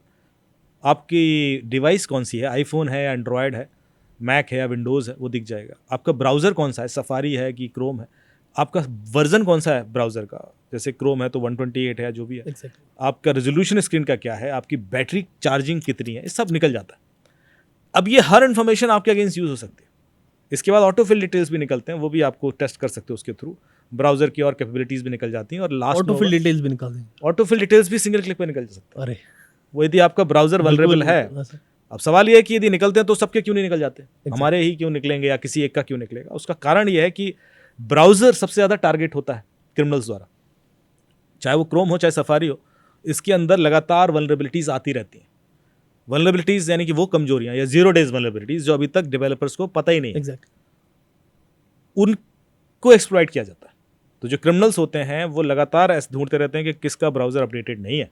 यदि आपका जैसे क्रोम का भी 128 है मान लो, और आपके फ़ोन में 122, 116 चल रहा है वर्जन, तो कुछ ना कुछ कमजोरियाँ होंगी जो इस बीच में फिक्स हुई हैं। बिल्कुल। वो उनमें से किसी को एक्सप्लॉइट करके डेटा चुरा सकता है। ऑटोफिल भी चुरा सकता है, पासवर्ड भी चुरा सकता है। ऑटोफिल में आपके बैंक अकाउंट डिटेल भी हो सकते हैं, सब आपके पर्सनल आधार कार्ड, बैंक और ये सारे सोशल सिक्योरिटी नंबर्स हो सकते हैं। तो जब हमारे संग क्राइम हो रहा होता है, आपने नोटिस किया कि किसी के संग भी साइबर क्राइम हो रहा है, उससे पहले उसके संग एक साइबर क्राइम ऑलरेडी हो चुका होता है जिसके बारे में उसे पता नहीं होता। वो बताएं सर। देखिए आपको एक कॉल आता है कि मैं इंश्योरेंस कंपनी से बोल रहा हूँ और ये आपका इंश्योरेंस नंबर है और ये आपका प्रीमियम है और इस टाइम पे आपने लास्ट पेमेंट किया था और मतलब जो भी बताएगा बिल्कुल वो बात कर आप उसी वजह से उस पर ट्रस्ट करते हैं। एग्जैक्टली। फिर वो कहता है कि सर आपका तो 4 लाख का डिविडेंड पड़ा हुआ है या जो भी है, फिर आप फॉलो कर लेते हो। ये तो हुआ वो क्राइम जो आज हो रहा था, पर आपने कभी सोचा कि इससे पहले एक क्राइम आपके संग हो चुका था, आपका ये डेटा उस तक पहुंचा कैसे? एग्जैक्टली। या तो आपसे पहुंच सकता है बिल्कुल। या सामने वाले कंपनी के थ्रू पहुंच बिल्कुल। सकता है जिससे आपने इंश्योरेंस लिया, और तो कोई तरीका है नहीं। आपका पासवर्ड, जितने भी बैंक फ्रॉड हो रहे हैं, आप किसी एफआईआर को उठा के देख लीजिए, कभी पासवर्ड मांगा गया किसी से? नहीं जैसे आपने बैंक का पासवर्ड बता दीजिए, आपके यहाँ लिखिए ना बैंक का पासवर्ड, ऐसा तो कभी वो तो बस होता है और बाद में बस अकाउंट जिसमें पैसे वो गए सिर्फ ओटीपी तक कोशिश करेगा कि ओटीपी मिल जाए। पासवर्ड उसके पास ऑलरेडी है, बिना ओटीपी और पासवर्ड दोनों यूज किए आपका पैसा नहीं निकल सकता। दोनों चाहिए। बिल्कुल। ओटीपी चलो आपसे लिया, ओटीपी चुराने के तरीके जैसे मैं आपको कुछ बता भी दूंगा, लेकिन पासवर्ड कैसे पता था उसको? पासवर्ड तो यदि मैं आपसे पूछूंगा तो 2 मिनट लग जाएगा। ए है, कैपिटल है, स्मॉल है, @ है, @ है, नंबर है, अल्फाबेट है, यही बताने में, वाईफाई का पासवर्ड बताने में टाइम लग जाता है। तो इसका मतलब है वो इतना रिस्क नहीं लेते, क्रिमिनल के पास ऑलरेडी ये डेटा होता है। इसका मतलब है कि जब वो आपके संग ये फ्रॉड कर रहा था, उससे पहले आपके संग ये क्राइम हो चुका था जिसमें आपके पासवर्ड, बैंक अकाउंट डिटेल सारे जा चुके थे। ये जो चीज है, इस वजह से मैं कहता हूं कि कोई भी अननोन लिंक क्लिक कर रहे हैं या कोई भी हम अननोन एप्लीकेशन इंस्टॉल कर रहे हैं जिसकी वजह से हमारा डेटा बाहर जाएगा, ये रोकना बहुत जरूरी है। क्योंकि जैसे ये हो जाएगा, आपके संग क्रिमिनल्स के अटैक बढ़ जाएंगे। अब वो हर तरीके से आपको अटैक करेंगे क्योंकि अब उनके पास डेटा आ गया। तो ये एक वेबसाइट जो है, इससे आप ये देख सकते हो कि आपका ब्राउजर कितना वल्नरेबल है और आपके डिटेल्स जा रहे हैं, नहीं जा रहे हैं या चले जा चुके हैं। थोड़ा सा आइडिया लगेगा सर। बिल्कुल, मतलब लोग डर जाते हैं इससे। ऑफ कोर्स, मतलब ये डरने के लिए नहीं, हम लोग तो अवेयरनेस क्रिएट कर रहे हैं। चेक करें, और कोई तरीका नहीं है। देखिए साइबर क्राइम हमेशा हम कहते हैं, और जैसे कि मैं बोलता हूँ कि हम अवेयरनेस में जब बोलते हैं ना कि डोंट शेयर ओटीपीज, ये मुझे लाइन बड़ी फनी लगती है क्योंकि कोई भी ओटीपी शेयर नहीं करता। बिल्कुल। कभी ऐसा हुआ कि भाई साहब ओटीपी देना बैंक का, हाँ लीजिए ना, ऐसा तो होता है। तो ये डोंट शेयर ओटीपी से आदमी को कैसे समझ में आएगा कि मुझे नहीं शेयर करना है? वो तो कहता मैं कभी शेयर करते ही नहीं, पर निकलता कैसे ओटीपी, उसकी कहानी होती है। सब बिना एसएमएस के भी निकल जाता है। हाँ, अरे नहीं, वो बिना एसएमएस आता है, लेकिन कैसे? अब वो फोन में एप्लीकेशन नहीं होगी तो क्या कर लोगे आप? लेकिन मैं एक और फनी बताऊं, और ये बहुत ही क्लोज फ्रेंड है मेरा, यूएस में रहता है, और मैं इसलिए नेम्ड एग्जाम्पल दे रहा हूँ क्योंकि उसने मुझे कॉल किया और किस तरह से ओटीपी निकला, ये बड़ा यूनिक सा तरीका था जो मैं अलग 12 अलग है, अलग तरह से मुझे झटका लगा। मैंने कहा यार ऐसे भी हो सकता है। तो उसने मुझे फ़ोन किया यूएस से कि बहुत लगातार कि हमें तुमसे बात करनी है, बिकॉज आप अवेयरनेस फैलाते रहते हो, तो ये जरूर बताना। मैं तो लुट गया, लेकिन आप बता देना। तो मैंने कहा बताइए क्या हुआ? कह रहे यार मैं अपनी माँ को, इंडिया आया हुआ था और मैं ये जो तीर्थ यात्रा करा रहा था सारी, तो जगह जगह जा रहे थे हम लोग। तो उस दिन हम लोग लखनऊ में थे और दिल्ली आ रहे थे, तो माँ की तबीयत थोड़ी सी ठीक नहीं थी और हमें दिल्ली से फिर आगे कहीं जाना था। तो 4-5 घंटे का या 6 घंटे का कुछ हॉल्ट था, तो मुझे लगा कि मैं एयरपोर्ट के पास की होटल ले लेता हूँ, रेस्ट करेंगे और उसके बाद अगली फ्लाइट ले लेंगे। तो मैं लखनऊ एयरपोर्ट पर बैठकर होटल बुक कर रहा हूँ दिल्ली एयरपोर्ट के आसपास। तो मैं देखा नियरेस्ट होटल, तो मुझे लेमन ट्री का कोई एक लिंक मिल गया ऊपर। ओके। अब लोग यही करते हैं, गूगल पे सर्च किया, जो पहला लिंक मिल गया कॉल कर लिया। वो है नहीं है, इतना चेक नहीं करता, मैंने कॉल लगा दिया। हाँ साहब, इसी होटल से बोल रहा हूँ। अच्छा मुझे रूम बुक करना है। बोले बत हो जाएगा, पर मुझे सिर्फ 4-5 घंटे के लिए चाहिए यार, फुल चार्ज मत लीजिएगा और ऐसा वैसा। नहीं सर हम देखते हैं, वर्क कर लेंगे, कुछ वर्कआउट कर लेंगे। तो उसने मुझे ऑफर किया 1600 रुपये। यार ये तो कुछ भी नहीं है, ये तो बढ़िया है। बिल्कुल एक बढ़िया होटल मिल रहा है, तो ठीक है। मैंने डन कर दिया फटाफट। बोला ठीक है सर आप पेमेंट कर दीजिए। तो बोला, मैंने कहा मैं डेबिट कार्ड डिटेल, बोला कार्ड डिटेल दीजिए। बोला मैं क्यों दूं कार्ड डिटेल? बोले सर कार्ड डिटेल नहीं, पेमेंट कैसे लूंगा मैं? बिल्कुल। अच्छा, तो मैं आपसे ओटीपी थोड़ी ना मांग रहा हूँ, मैं आपसे कार्ड डिटेल मांग रहा हूँ। हाँ यार बात तो सही कर रहा है, ओटीपी तो लेगा नहीं तो पैसे कैसे जाएगा? ठीक है भाई कार्ड डिटेल ले ले, दे दिए। फिर बोलता हाँ सर अभी आपको ना ये 1600 रुपये का ओटीपी आएगा, वो बता दो तो 1600 रुपये में ट्रांसफर कर लेता हूँ। बोला मुझे 1600 का ओटीपी आया, मैंने कहा कि ठीक है ओटीपी बता दिया उसको। तो उसने कहा सर मेरे पास पेमेंट आया नहीं। ओके। तो मैंने कहा यार मैं तो भेजा है। बोला नहीं सर पेमेंट तो नहीं आया, पर मुझे से पैसा गया मेरे हिसाब से, मैं तो अलर्ट आ गया कि 1600 रुपये जा चुका है। तो बोला जब तक पैसा मुझे नहीं रिफ्लेक्ट करेगा मैं कैसे आपको बुकिंग दे दूँ? अच्छा बोले मेरी जहाँ अनाउंसमेंट हो रहा फ्लाइट का कि बोर्ड कीजिए और मुझे तुरंत पहुँचना भी है, तो थोड़ा सा अर्जेंसी भी। मैंने कहा यार पर मैं तो दे चुका हूँ। बोला सर आप टेंशन मत लो, आप ना मुझे वो जो अलर्ट आया ना आपको उसका स्क्रीनशॉट भेज दो। ओके। तो मैं कंफर्म कर दूंगा यहाँ से। बिल्कुल। तो मुझे लगा हाँ स्क्रीनशॉट भेजने में क्या है, मतलब वो तो अलग कंफर्मेशन, तो उसमें 1600 हम का भी जो, भेज देते हैं ऐसे। हाँ तो हमने बोले स्क्रीनशॉट लिया और भेज दिया। अब जो स्क्रीनशॉट भेजा तो मेरे दिमाग में प्रेसिडेंस सेट हो गया कि स्क्रीनशॉट भेजने में कोई दिक्कत नहीं है, ओके, ये दिमाग में आ गया। गॉट इट, वो भेज दिया। अब बोला कि सर पैसा तो अभी भी, मतलब वो स्क्रीनशॉट तो आपका बिल्कुल सही है, you are right, absolutely right, पैसा आया है, तो फिर पैसा मुझे रिफ्लेक्ट क्यों नहीं कर रहा? आप एक काम कीजिए सर, आप ₹1 का ट्रांसफर और कीजिए। ओके, ठीक है। तो मैंने क्यों, बोले कई बार क्या होता है कि जो पैसा है ना पाइपलाइन में फंस जाता है। वो 1600 को एक वाला धक्का देगा, वो ₹1 जाएगा ना तो वाला पिछला वाला भी अलर्ट आ जाएगा, वो SMS अलर्ट फंस जाते हैं, जो भी उसने रीजन दिया। अब बोले मैं टेक्निकल आदमी हूँ, मुझे पता है कि ऐसा नहीं होता, लेकिन अर्जेंसी है। ₹1 की बात, तो मैंने ₹1 की बातें कर देते हैं यार, तो मैंने कहा ठीक है भाई ₹1 कर ले। तो बोलता ₹1 किया उसने, बोला सर वो ₹1 का OTP आया होगा, जरा भेजना। अब बोले वो 16,000 का OTP था। तो मैंने कहा भैया ये 16,000 का OTP, क्या बात कर रहे सर, मैं ₹1 ट्रांसफर कर रहा हूँ, ऐसे कैसे 16,000 का हो सकता है? कह रहे नहीं 16,000 का, कह रहे नहीं ₹1 का। अब ये थोड़ा बहस हुई, फिर बोर्डिंग पास वो अनाउंसमेंट हुआ। बोला सर आप टेंशन मतलब आप स्क्रीनशॉट भेजो ना, मैं देख लेता हूँ। अब मैंने स्क्रीनशॉट भेज दिया, पर वो तो OTP का स्क्रीनशॉट था। जैसे ही मैंने भेजा तौर से मुझे याद आया कि यार मैं स्क्रीनशॉट कैसे भेज सकता हूँ? तो OTP भेजने के लिए रोका गया है आपको, स्क्रीनशॉट भेजने के लिए नहीं रोका गया किसी पर। एक्जैक्टली। और जब पहला वाला उसने इंसिडेंस किया, उस समय स्क्रीनशॉट आपने भेज दिया, तो आपको लगा कि स्क्रीनशॉट भेजने में कोई दिक्कत नहीं है। सॉलिड माइंड प्ले सर ये। आप देख रहे हैं कितना ब्यूटीफुली माइंड प्ले किया गया, और ये पूरा उसने मुझे US से सुनाया। मैंने कहा यार ब्रिलियंट, दिस इज ब्रिलियंट। तो ऐसे भी OTP निकलते हैं। एग्जैक्टली सर, वो मतलब इसमें तो आप मान के चलिए ना कि मतलब बंदा बाद में सोचे मैंने यार ये क्या कर दिया। एग्जैक्टली, इंस्टेंटली समझ में आ जाता है, ऐसा भी नहीं कि आपको कोई भेजते ही समझ में आ गया। जैसे ही भेजा, ओ ये क्या गलती हो गई, अब क्या कर लोगे आप, तो गया। मतलब ये हालत हो जाती है सर। अभी आप और चीज बताएं, 12 तरीके हैं OTP के, उसमें से कुछ ऐसे बताएं जो आज प्रेवलेंट है आजकल और जो लोगों के अवेयरनेस के लिए बड़े इंपॉर्टेंट है। देखिए एक तरीका है जिससे अभी लगातार गुड़गांव में बड़े बड़े डॉक्टर्स के WhatsApp हैक हुए, और एक का हैक हुआ तो उसका पूरा कॉन्टैक्ट लिस्ट चला गया, तो फिर वो दूसरों को टारगेट करने लगा। एंड डॉक्टर्स नॉर्मली बहुत बिजी रहते हैं, OPD कर रहे हैं और वो बिजी हैं, तो उनको इस तरह से ट्रैप करना बड़ा आसान होता है। मोडस ऑपरेंडी ये थी कि किसी डॉक्टर को फ़ोन आएगा कि साहब आपका कुरियर आया हुआ है कोई बहुत अर्जेंट, ऐसा करके, और वो कहेगा अच्छा, तो किसी स्टाफ को देगा। बोले नहीं साहब उसमें ना एक कोड आया होगा, वो कोड डायल कर दीजिए तो कंफर्मेशन आ जाएगा, इंटरनेशनल कुरियर। अब इन लोगों को गिफ्ट आते रहते हैं डॉक्टर्स को, बिल्कुल मेडिसिन कंपनी से कहीं कितने लोग लगता आया होगा भाई, मीडिया वाले समझ सकते हैं। तो किसी गिफ्ट को कोई मना क्यों करे भाई। बिल्कुल। उन्होंने फटाक दिया भाई डायल कर दो, उसने कोई कोड आया होगा, उसने डायल कर दिया, जैसे ही डायल किया उसका WhatsApp गया। अब ये होता कैसे? तो इसमें 2 चीज़ें हैं। एक तो है कॉल फॉरवर्डिंग टेक्निक, आप गूगल करेंगे तो आपको कॉल फॉरवर्डिंग कोड्स मिल जाएंगे। हर एक ऑपरेटर के कुछ कोड्स होते हैं जिसको आप डायल कर देंगे तो आपकी कॉल कंडीशनली दूसरे को फॉरवर्ड होने लगती है। जैसे *62* मोबाइल नंबर है Exactly. वोडाफोन के, *401 मोबाइल नंबर ये जियो के लिए है, तो हर ऑपरेटर का आपको मिल जाएगा। वो जो कोड है उसने वो आपसे डायल करा दिया, और उस कोड के संग उसका मोबाइल नंबर है, तो अब आपके कॉल कंडीशनली उसको फॉरवर्ड होने लगे। एग्जैक्टली। कंडीशनल कॉल फॉरवर्डिंग या ऑल कॉल फॉरवर्डिंग कर सकता है वो। उसमें क्या होता है कि यदि आप बिजी हैं और उस समय कोई कॉल आ रहा है तो उसको चला जाएगा, या आप अनरीचेबल हैं, या आप सो रहे हैं, या आप फ्लाइट में हैं, तो कॉल सारे उसको जाएंगे। That is called conditional call forwarding. तो आपको नॉर्मली चेंज पता नहीं पड़ता, आप कॉल रिसीव कर रहे हो कोई दिक्कत नहीं है, बट अचानक आपको लग रहा है कि आपका WhatsApp हैक हो गया या आपके पैसे निकल गए, क्योंकि आपके OTP के कॉल उसको जाने लगेंगे। क्योंकि आजकल सारे OTPs कॉल पे भी आते हैं। एग्जैक्टली। पहले सिर्फ SMS पे आते थे, SMS और टेक्स्ट वाला ऑप्शन, कॉल वाला ऑप्शन। तो यदि वो कॉल वाला ऑप्शन कर लेगा, WhatsApp का OTP भी कॉल पे आता है, Facebook का भी आता है, गूगल का भी आता है, बैंक का भी आता है।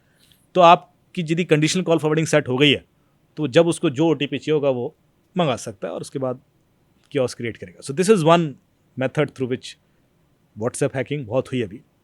इससे बचें कैसे? WhatsApp में एक फीचर है जो लोग नहीं जानते।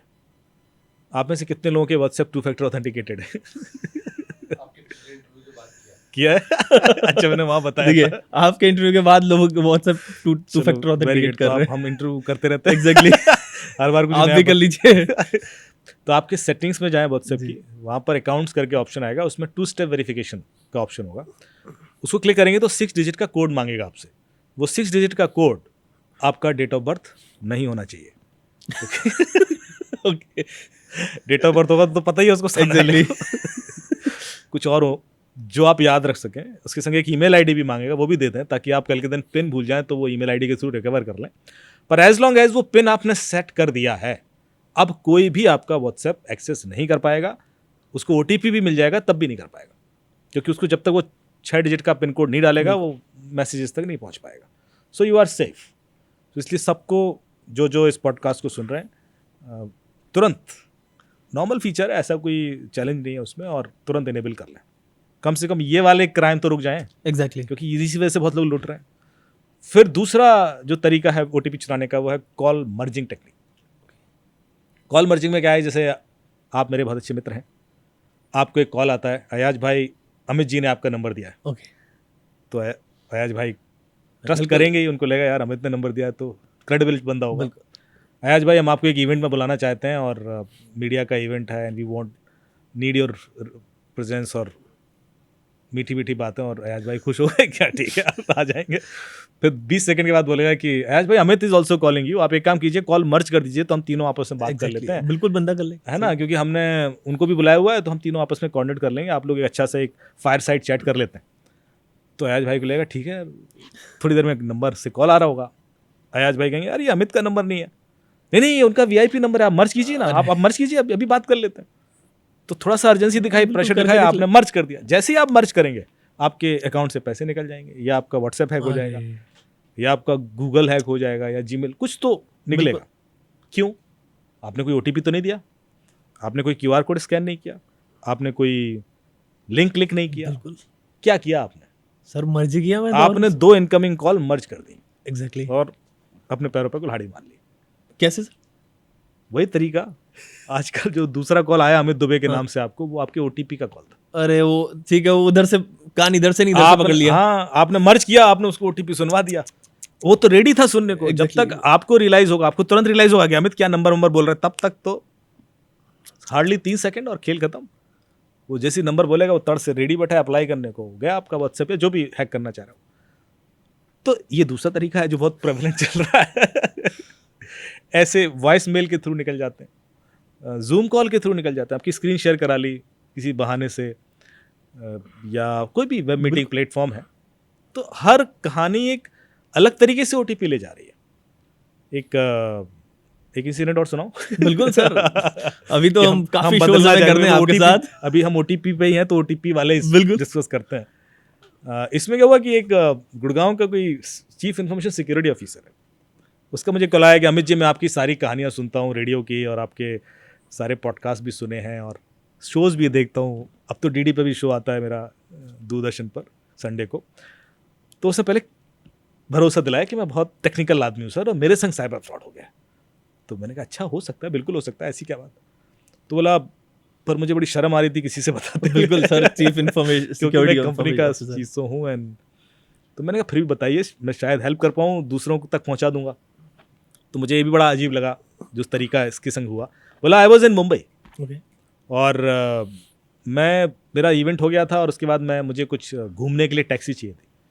तो मुझे सस्ती टैक्सी चाहिए थी, 10 रुपये पर किलोमीटर वाली कोई टैक्सी मिल जाए, दिन भर घुमा दे, और मुझे दिन भर के लिए बुक करनी थी। तो मैंने गूगल पर सर्च किया cheap taxi services in Mumbai ऐसे करके। तो मुझे कुछ वेबसाइट आ गई, मैंने कुछ वेबसाइट पर क्लिक किया। तो जो प्रोसेस था कि आप इस नंबर पर 100 रुपये ट्रांसफ़र कीजिए इस अकाउंट में, उसके बाद आपको ड्राइवर की डिटेल मिल जाएंगे, दिन भर आप उसको यूज़ कीजिए, शाम को जितने किलोमीटर हो जाएंगे आप 10 रुपये पर किलोमीटर के हिसाब से पे कर दीजिए। मुझे लगा ठीक है। तो I was trying to transfer that 100 rupees, पर वो ऑनलाइन ट्रांसफर हो नहीं रहा था। तो मैंने कंप्लेन कर दी कि तुम्हारी वेबसाइट ही काम नहीं कर रही। थोड़ी देर में मुझे कॉल आ गया कि ओ इट्स नॉट वर्किंग। तो मैंने उनसे कहा यार 100 रुपये की बात है, यूपीआई से ले लो, ये क्या मेरे से अकाउंट ट्रांसफर कराते फिर रहे हो। अब आप सोच रहे हो अकाउंट ट्रांसफर क्यों कराते हैं? क्योंकि आपकी सारी डिटेल कैप्चर हो जाए। ओके, अब क्या चाहिए? ओटीपी। ओटीपी चाहिए। तो जो पहला क्राइम हो चुका है वो आपने नोटिस नहीं किया, क्राइम तो अब दूसरा वाला होने वाला है। पहला आप हो ही चुका है, पहले हो चुका है जो पता नहीं है। तो बोला नहीं वो सब ऐसी कोई बात नहीं, यूपीआई वाला सर्वर अभी फ्लडेड है और उसमें शायद हो नहीं रहा है, और कुछ रीज़न दे दिया उसने। तो आप ऑनलाइन ही करते हैं और कोई दिक्कत नहीं सर, हम इशू फिक्स कर देंगे। आप के संग यदि इशू आ रहा है तो हो सकता है कोई ब्राउज़र का रीज़न हो, और यदि आपके संग आ रहा है तो बाकियों के संग भी आ रहा होगा, तो will have to fix it. Exactly. तो please I am so sorry. थोड़ा कॉर्डियल स्वीटनेस सब दिखाएंगे वो डोंट वरी सर, 2 मिनट में फिक्स है। मैंने कहा ठीक है भाई। बोले मैं आपको एक ना गूगल मीट का लिंक भेजता हूँ, आप अपनी स्क्रीन शेयर कीजिए और वहीं देखते हैं हम क्या इशू है, जो एरर आ रही होगी ना उसी हिसाब से फिक्स कर देंगे। ठीक है साहब, उन्होंने गूगल मीट का लिंक भेजा। आप देख रहे हैं दिमाग कैसे चलता है आदमी का, और ये चीज़ तो है। लिंक क्लिक किया, मीटिंग ज्वाइन कर ली, स्क्रीन शेयर कर दिया। बोला अब आप ₹1 ट्रांसफर करो। ₹1 ट्रांसफर करोगे तो फिर डिटेल भरोगे, उसको पता पड़ रहा है ₹1 की डिटेल भी। फिर OTP भी आएगा, वो भी दिखेगा उसको, क्योंकि स्क्रीन शेयर है। बोले मैं भर रहा हूँ, ओके ओके करने जा रहा हूँ, जब तक तो 10,000 15,000 निकल गए। तो मैंने कहा ये अचानक मुझे रियलाइज हुआ कि मैं कर क्या रहा हूँ, and I immediately disconnected and called back कि साहब ये मुझे समझ में आ गया, तुम लोगों ने मुझे लूट लिया है, तुमने मेरे से स्क्रीन शेयर करा दिया और इसलिए मेरे OTP पढ़ लिया, एंड आई वॉज फ्यूरियस। और बोले वो बंदा बिल्कुल कूल है, क्या बात कर रहे हो सर, पैसे कौन से पैसे? मैं लग रहा हूँ इसको भी पता है कि इसने मुझे लूट लिया है, मुझे भी पता है और ये मानने को तैयार नहीं। कह रहे नहीं सर, आप मेरे ख्याल से कुछ मिस्टेक हुआ सर, आपके कुछ पैसे चले गए सर। एक काम करते हैं सर, आप डोंट वरी सर, रिलैक्स, मैं अपने बॉस से आपकी बात कराता हूँ। ओके, हाँ आप डोंट वरी, मैं हम एक दूसरा गूगल मीट लिंक भेजते हैं सर, ठीक है, आपकी बॉस से बात कराता हूँ, हम देखते हैं पैसे गए कैसे आपके। मतलब मुझे वो दूसरा गूगल मीट लिंक भेज के फिर से स्क्रीन शेयर कराने को तैयार है। एंड मैं कन्विंस हो भी जाता, बोले थी मैं कोई और होता, बिल्कुल sir, because I was so sure कि यार इसी वजह से गए पैसे। वो मुझे कन्विंस कर दिया कि नहीं ये नहीं है, कोई दूसरा तरीका होगा, but we will help you. तो ऐसे भी निकल रहा है OTP सर। ये ₹1 ही मतलब बड़ा खतरनाक हो रहा है। वो यदि कोई आपसे कहे ₹1 ट्रांसफर कर दो या ₹10, तुरंत कान खड़े कर लो। ये तो हम भी फैमिली में कर देते हैं कि यार चलो मुझे किसी को ट्रांसफर करना, पहले ₹1 करता हूँ। नहीं बहुत ये दिमाग में जो बैठा हुआ है ना हमारे, उसी के अराउंड वो कहानियां बुनते हैं ताकि हमें वो चीज़ें एबनॉर्मल ना लगे, अनयूजुअल ना लगे कि यार ₹1 से क्या होगा। बहुत सारे ऐसे केसेस हुए जहाँ पर ₹1 ट्रांसफर कराने के लिए लिंक भेजा गया और अकाउंट साफ हो गया। हाँ सर बिल्कुल, क्योंकि मतलब ₹1 तो कोई भी लेगा यार, चल ₹1 तो जाएगा। बिल्कुल। और सर एल्डरली पीपल जितने भी लोग हैं हमारे घर के बुजुर्ग, उनको स्पेसिफिकली टारगेट करते हैं। तो मैंने ये सुना है कि ये बैंक के पास कहीं किसी तरीके से वहाँ से स्पेसिफिक डिटेल्स निकलवा लेते हैं कि भाई जो पुराने लोग हैं, उम्रदराज लोग हैं, उनके पास अकाउंट में बैलेंस है, इस तरीके से टारगेट करते हैं। देखो डेटा तो जाता ही है, ये तो मैं डिनाई नहीं करूँगा, क्योंकि डेटा नहीं होता तो वो उन लोगों को टारगेट कैसे करते हैं। इस दुनिया में, इंडिया में अकेले 140 करोड़ लोग हैं, तो 140 करोड़ को थोड़ा ना रैंडमली टारगेट कर रहे हैं। वो उनके पास उनके मोबाइल नंबर हैं, बैंक अकाउंट डिटेल्स हैं, बैलेंस का कुछ आइडिया है, पासवर्ड भी शायद पता है, तभी लॉगिन करके बैठे हुए हैं।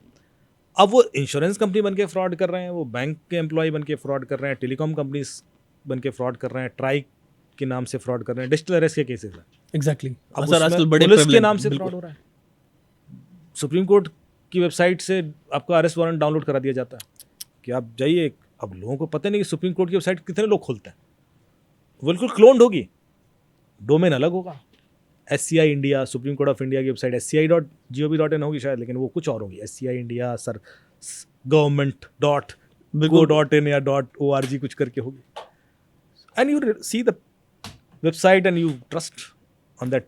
काफी रिपोर्ट हुए मीडिया में सर, कुछ ऐसे केसेस जो आप भी मतलब आपने भी ट्रैक किए हो, डिजिटल अरेस्ट वाले, कुछ ऐसे थोड़े से बताइए। बहुत लगातार हो रहे हैं, और ये मैं लगातार अवेयरनेस फैलाने की कोशिश कर रहा हूँ। पर आई एम सरप्राइज कि जितने ये डिजिटल अरेस्ट के केसेस हैं उसमें एवरेज जो लॉस है वो 30 से 40 लाख का है। मतलब छोटा मोटा लॉस होता ही नहीं है। एक जो बहुत बड़ी कंपनी है इंडिया की, उसके सीनियर VP के 3.7 करोड़ चले गए बेंगलोर से, उन्होंने दे दिया, और वो 4-5 दिन तक डिजिटल अरेस्टेड थे।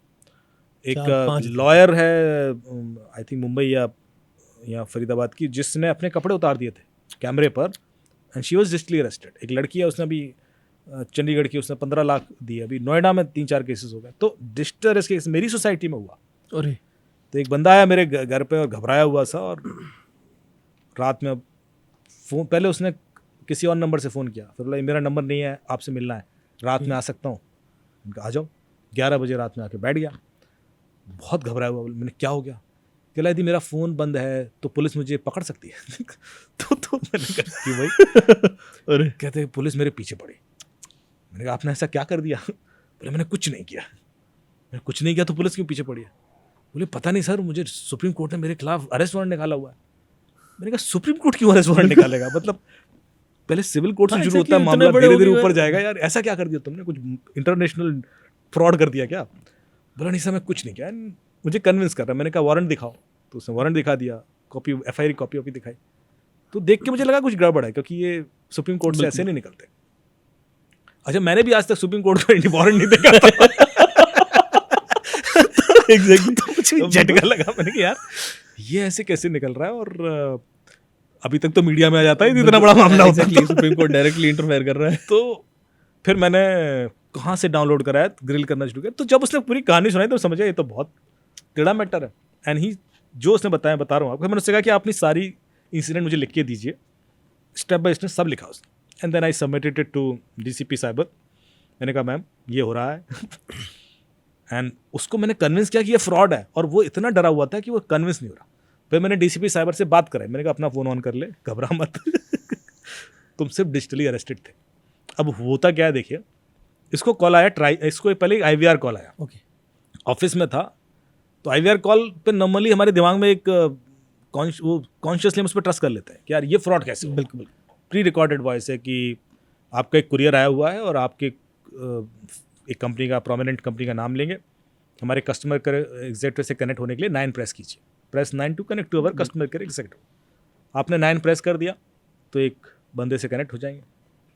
वो कहेगा हाँ साहब आपके नाम से एक कुरियर भेजा जा रहा था थाईलैंड, और वो वापस आ गया है, और उसमें कुछ पासपोर्ट हैं, कुछ करेंसी है, कुछ ड्रग्स हैं MDMA, और इलीगल चीज़ें पाई गई हैं, तो इसलिए इंक्वायरी शुरू हो गई है और आपके खिलाफ FIR हो गई है।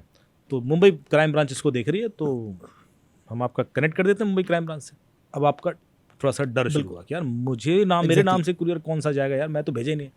नहीं सर आपका ये आधार नंबर यही है, हाँ सर मोबाइल नंबर ये, एड्रेस यही है, सब बता देगा। सर डिटेल तो मेरे ही है। तो कनेक्ट होइए फिर अगेन। अब इस बंदे ने काम खत्म, इस बंदे का काम यही था कॉल सेंटर का। अब इसने कनेक्ट कर दिया दूसरे बंदे से। अब मुंबई क्राइम ब्रांच वाले ने अपना ओके एयर दिखाएगा वो कि भाई साहब आओ जरा। वो अलग तरह का एक्ट करेगा।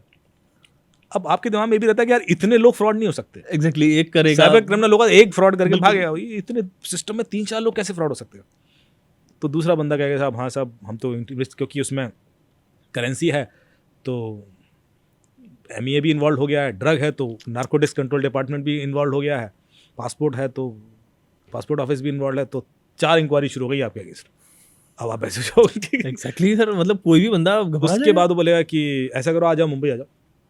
अब आप यहाँ बैठे हो यार मैं मुंबई कैसे आ जाऊँ, मैं तो कुरियर भेजा भी नहीं, और मैं कैसे, तो ठीक है हम आ जाते हैं, फिर अरेस्ट कर लेते हैं आप। फिर आप घर आओगे अरे अरेस्ट क्यों कर लोगे, मैं तो कुछ नहीं, तो फिर आप मुंबई आ जाओ। फिर बात यहाँ बनेगी कि आप एक वीडियो कॉल पे स्टेटमेंट दे दो। ओके, और उसके लिए आपको एक अमाउंट देना पड़ेगा, 50,000 दोगे तो वीडियो कॉल स्टेटमेंट हम रिकॉर्ड कर लेंगे। ओके, तो आप दे दोगे फटाक से। बिल्कुल सर, मजबूरी है। एग्जैक्टली। अब स्काइप का एक हैंडल भेजा जाएगा, स्काइप के हैंडल पे आप देखोगे सामने वीडियो कॉल पे पुलिस वाला बैठा है, थाना है, पीछे गांधी जी की और राष्ट्रपति की फ़ोटो टंगी हुई हैं, हथकड़ियाँ हैं, गन्स रखी हुई हैं, पूरा माहौल बना हुआ है, फाइल वाइल, और वो बंदा ड्रेस में, और वो आपको डांटना शुरू करेगा कि डिटेल बताइए आपके फादर का नाम, इसका नाम, एड्रेस। धीरे धीरे आपको लगेगा कि तो बिल्कुल सीरियस ग्रिलिंग चल रही है। आपके अकाउंट में कितने पैसे हैं, कहाँ से कमाते हैं आप, सारी डिटेल ले लेगा वो। आप खुद ही बता दोगे कि मेरी तो सर सैलरी से आती है, इतने पैसे हैं, और कोई अकाउंट तो नहीं है, झूठ मत बोलना, झूठ बोलोगे तो ये कर देंगे। मतलब बिल्कुल पुलिस ऑफिसर, आप बिल्कुल पुलिस वाला माहौल होगा, और आप सब बताते जाओगे उसको, आपकी सारी डिटेल लिख लेगा वो। उसके बाद कहेगा कि भाई साहब अब आप इस कैमरे को ऑफ नहीं कर सकते, आप डिजिटली अरेस्टेड। अब इस कैमरे को ऑन रखना, मोबाइल चार्ज रखना, और आप कैमरे के सामने रहना, हिलना नहीं, क्योंकि अभी इंक्वायरी चल रही है। यदि आपने बंद किया आप तुरंत अरेस्ट कर लिया जाएगा, तुरंत CBI के घर पहुंचेगी, और फिर वो CBI और जितने नाम ले सकता है सब नाम ले देगा। तो आप, हालत ये होती है जिन लोगों के संग हुआ है कि वो ऑफिस में भी होंगे ना, ऑफिस में ही है, मतलब अरे पीछे हट जाओ मैं डिजिटली अरेस्टेड हूँ, मतलब दे आर सो कन्विंस्ड कि वो किसी से बताएंगे भी नहीं, चुपचाप वॉथरूम में जाके कर रहे हैं। फिर आपको ब्रेक भी लेना है कि साहब, तो आप परमिशन लेके ब्रेक लोगे। 4-5 दिन तक आप वीडियो कॉल करते रहेंगे, बातें करते रहेंगे कि साहब मेरे अकाउंट में नहीं, तो आप पैसे, फिर वो प्रोसेस ये बनेगा कि आप ये सारा पैसा जो आपके अकाउंट में है ये इंक्वायरी में आ गया, तो उसको सरकारी मालखाने में जमा करो। जब तक ये इंक्वायरी नहीं होगी आपको पैसा नहीं वापस मिलेगा, हो जाएगी तो आपका पैसा वापस मिल जाएगा। हम ये देखेंगे कहीं आपने ड्रग बेच के तो नहीं कमाया, कुछ इलीगल पासपोर्ट बेच के तो नहीं कमाया। तो आप अपना पैसा खुद ही उनके अकाउंट में डालते जाएंगे, सब कुछ। फिर उसके बाद पेनल्टी के नाम पे कि सिक्योरिटी बनी हुई चाहिए, आप लोन लेके दे देंगे 3.7 करोड़। एग्जैक्टली सर, समझ नहीं आता कि लोग बंदा कैसे ट्रांसफर कर सकता। तो ये सब हुआ, लोगों ने पैसे दिए। अब ये जो लेडी थी, जो लॉयर थी, उसको तो ये बोला कि तुम अपने कपड़े उतारिए। तो बोलती क्यों? बोले वो ड्रग थी आपके उसमें, तो हमें देखना है कि आप ड्रग लेते तो नहीं है, तो आपकी बॉडी पे कोई साइन मिलेगा तो हम we would like to investigate. तो बोली नहीं मैं ऐसा नहीं कर सकती। तो बोले ठीक है, हम फिर पुलिस भेज देते हैं, वो देखेंगे। अब आदमी डर जाता है, तो she has actually done that. उसके बाद उसकी रिकॉर्डिंग कर ली अरे और वो रिकॉर्डिंग उसको वापस भेज रहे हैं। अब वो एक हर आदमी को रेपुटेशनल बिल्कुल इश्यूज है, सर। तो उसने और पैसे दे दिए। तो ये जो डिजिटल अरेस्ट वाले केसेस हैं, मैं चाहता हूँ कि हम सबको सुन के ये लगता है कि ऐसा कैसे हो जाता है, पर हो रहा है। और अभी कल परसों फिर हुआ, तो मेरे तो लगातार केसेस आते हैं। और जैसे ही मुझे बोलता है कि साहब अमाउंट जैसी बताता ना कि मेरे सर फलाने के संग ऐसा हो गया और 60 लाख चले गए, मैं तुरंत बोलता हूँ डिजिटल अरेस्ट का केस था। Yes. तो हर रेडियो पर, टीवी पर, न्यूज़ में, हर जगह हम बोल रहे हैं, उसके बावजूद भी ये देश इतना बड़ा है कि हम हर जगह तक नहीं पहुंच पा रहे हैं। सर अभी हम जिस तरह से बात कर रहे हैं, तो मतलब ये स्टार्ट कैसे किया आपने? क्या मतलब अचानक से माइंड में आया कि यार मुझे साइबर सिक्योरिटी एक्सपर्ट बनना है, या फिर कुछ ऐसी चीज़ें हुई इनिशियली आपके साथ जो लगा नहीं यार ये तो फील्ड ऐसी है, इसमें चैलेंजिंग है, मतलब कुछ वो थोड़ा सा बताएं कि कैसे स्टार्ट किया आपने? नहीं, ऐसा कोई प्रोफेशन था ही नहीं। Okay. मतलब ऐसा कोई ऑब्जेक्टिव कभी भी नहीं था, क्योंकि सामने कोई होना चाहिए ना वैसा। बिल्कुल आपको उस टाइम तो कुछ भी नहीं था एक हाँ, तरीके से। कि आदर्श कि मैं ऐसा कुछ करूं। 2001 में मैं IIT खड़गपुर से पास आउट हुआ। उस समय कुछ ऐसे इंसिडेंट हुए थे कि मैं थोड़ा बदनाम हो गया था वहाँ एज एन हैकर। वो आपको बाद में बताएंगे। ओके। फिर उसके बाद मैं सैमसंग ज्वाइन किया, मोस्टली यूरोप रहा, अलग अलग कंट्रीज़ में घूमा। सबसे पहले मैं स्पेन गया था। तो इसीलिए तो तो- मैंने वो आपकी बात रोकूंगा, मैंने हाँ। इसीलिए कहा था ना अपना अपना लोग ही अपने आप को बना के रखते हैं। Continue sir. तो मैं उधर जब था तो मैं बोर होने लगा, क्योंकि वहाँ पे लाइफ बड़ी सिस्टमेटिक होती है। जैसे कि मैं 2019 भी पूरा साल डेनमार्क में था, तो मैं एक लाइफ कैसे देखता था। जब मैंने अपनी वाइफ को बोला मैं वापस आ रहा हूँ, बोले क्यों? लोग वहाँ जाने के, बेस्ट कंट्री है, सबसे खुश लोग वहाँ रहते हैं, वापस क्यों आना है? क्या मेरी लाइफ ऐसे चलती है, मैं सुबह होटल से निकलता हूँ, एकदम टाइम पे ब्रेकफास्ट किया क्योंकि कोई डिले होना नहीं है, निकला बाहर, तो जब रोड से सामने से लोग आ रहे होते हैं वो डेली मुझे वही लोग दिखते हैं। मतलब 60-50% लोग वही दिखेंगे, चेंज नहीं हो सकते क्योंकि वो भी जा रहे हैं। फिर मैं वहाँ मेट्रो पकड़ रहा हूँ, तो मेट्रो पे जैसे खड़ा हूँ तो मेरे आसपास भी वही लोग दिख रहे होते हैं। फिर मैं जब बैठता हूँ तो जिस कोच में बैठता हूँ मुझसे 20-25% लोग वही होते हैं, क्योंकि वो इतना सिस्टमेटिक, ना तो वो 1 मिनट 1 सेकंड लेट नहीं होती वहाँ। जो मेट्रो जिस टाइम पे आएगी उसी समय आएगी वो। उसके बाद मैं जाऊँगा, उतना ही समय लगेगा, वहाँ उतरूँगा। जब मैं फिर अपने ऑफिस के लिए रोड क्रॉस कर रहा हूँ तो वहाँ से लोग भागते हुए वही दिखता है। 1 महीने बाद, यदि आपके संग लगातार हो रहा हो ना, 1 महीने बाद आपको डर लगना शुरू हो जाता है, यार चीज़ें चेंज ही नहीं हो रही हैं। एंड एक अजीब सा देजावू टाइप फील आती है कि यार ये कल वाला है या आज वाला है। एग्जैक्टली क्या हो रहा है और ये कल भी होगा। कल भी यही होगा। हमारे क्या होता है, मैं आज का नहीं पता कि हम आपने आज भाई ने इंटरव्यू के लिए Exactly. बुलाया है, मैं टाइम पे पहुंचूंगा नहीं पहुंचूंगा, मुझे पता ही नहीं है। बिल्कुल। कि गाड़ी की पार्किंग मिलेगी नहीं मिलेगी, कल के दिन रास्ते में मुझे मैं खुद ही लग रहा था मैं लेट हो जाऊंगा हाँ। आधे घंटे। फिर आपने बोला कैमरामैन लेट है, ये सब नॉर्मल है। मतलब हमारे यहाँ कोई चीज़ टाइम पर सिस्टमेटिक नहीं है। And that is for good. हाँ, तो मुझे वो वेरिएशन चैलेंज दिखते हैं। फिर मैं चैलेंज को शॉर्ट आउट करता हूँ कि कुछ नहीं, पुलिस वाले ने रोक लिया रास्ते में। कुछ भी ऐसा हो जाएगा जो अनएक्सपेक्टेड है, और उस वजह से आपकी चीज़ें चैलेंजिंग होती जाएंगी। ये हमें आदत हो गई है। जब तक सुबह से शाम मुझे 10 कॉल ऐसे ना आ जाएं कि यार वो केस फंस गया है, उसके पैसे फंस गए हैं, उसके संग ये हो गया है, तब तक मुझे ऐसा लगती नहीं कि मैं ज़िंदगी में किसी पर्पस के लिए पैदा हुआ हूँ।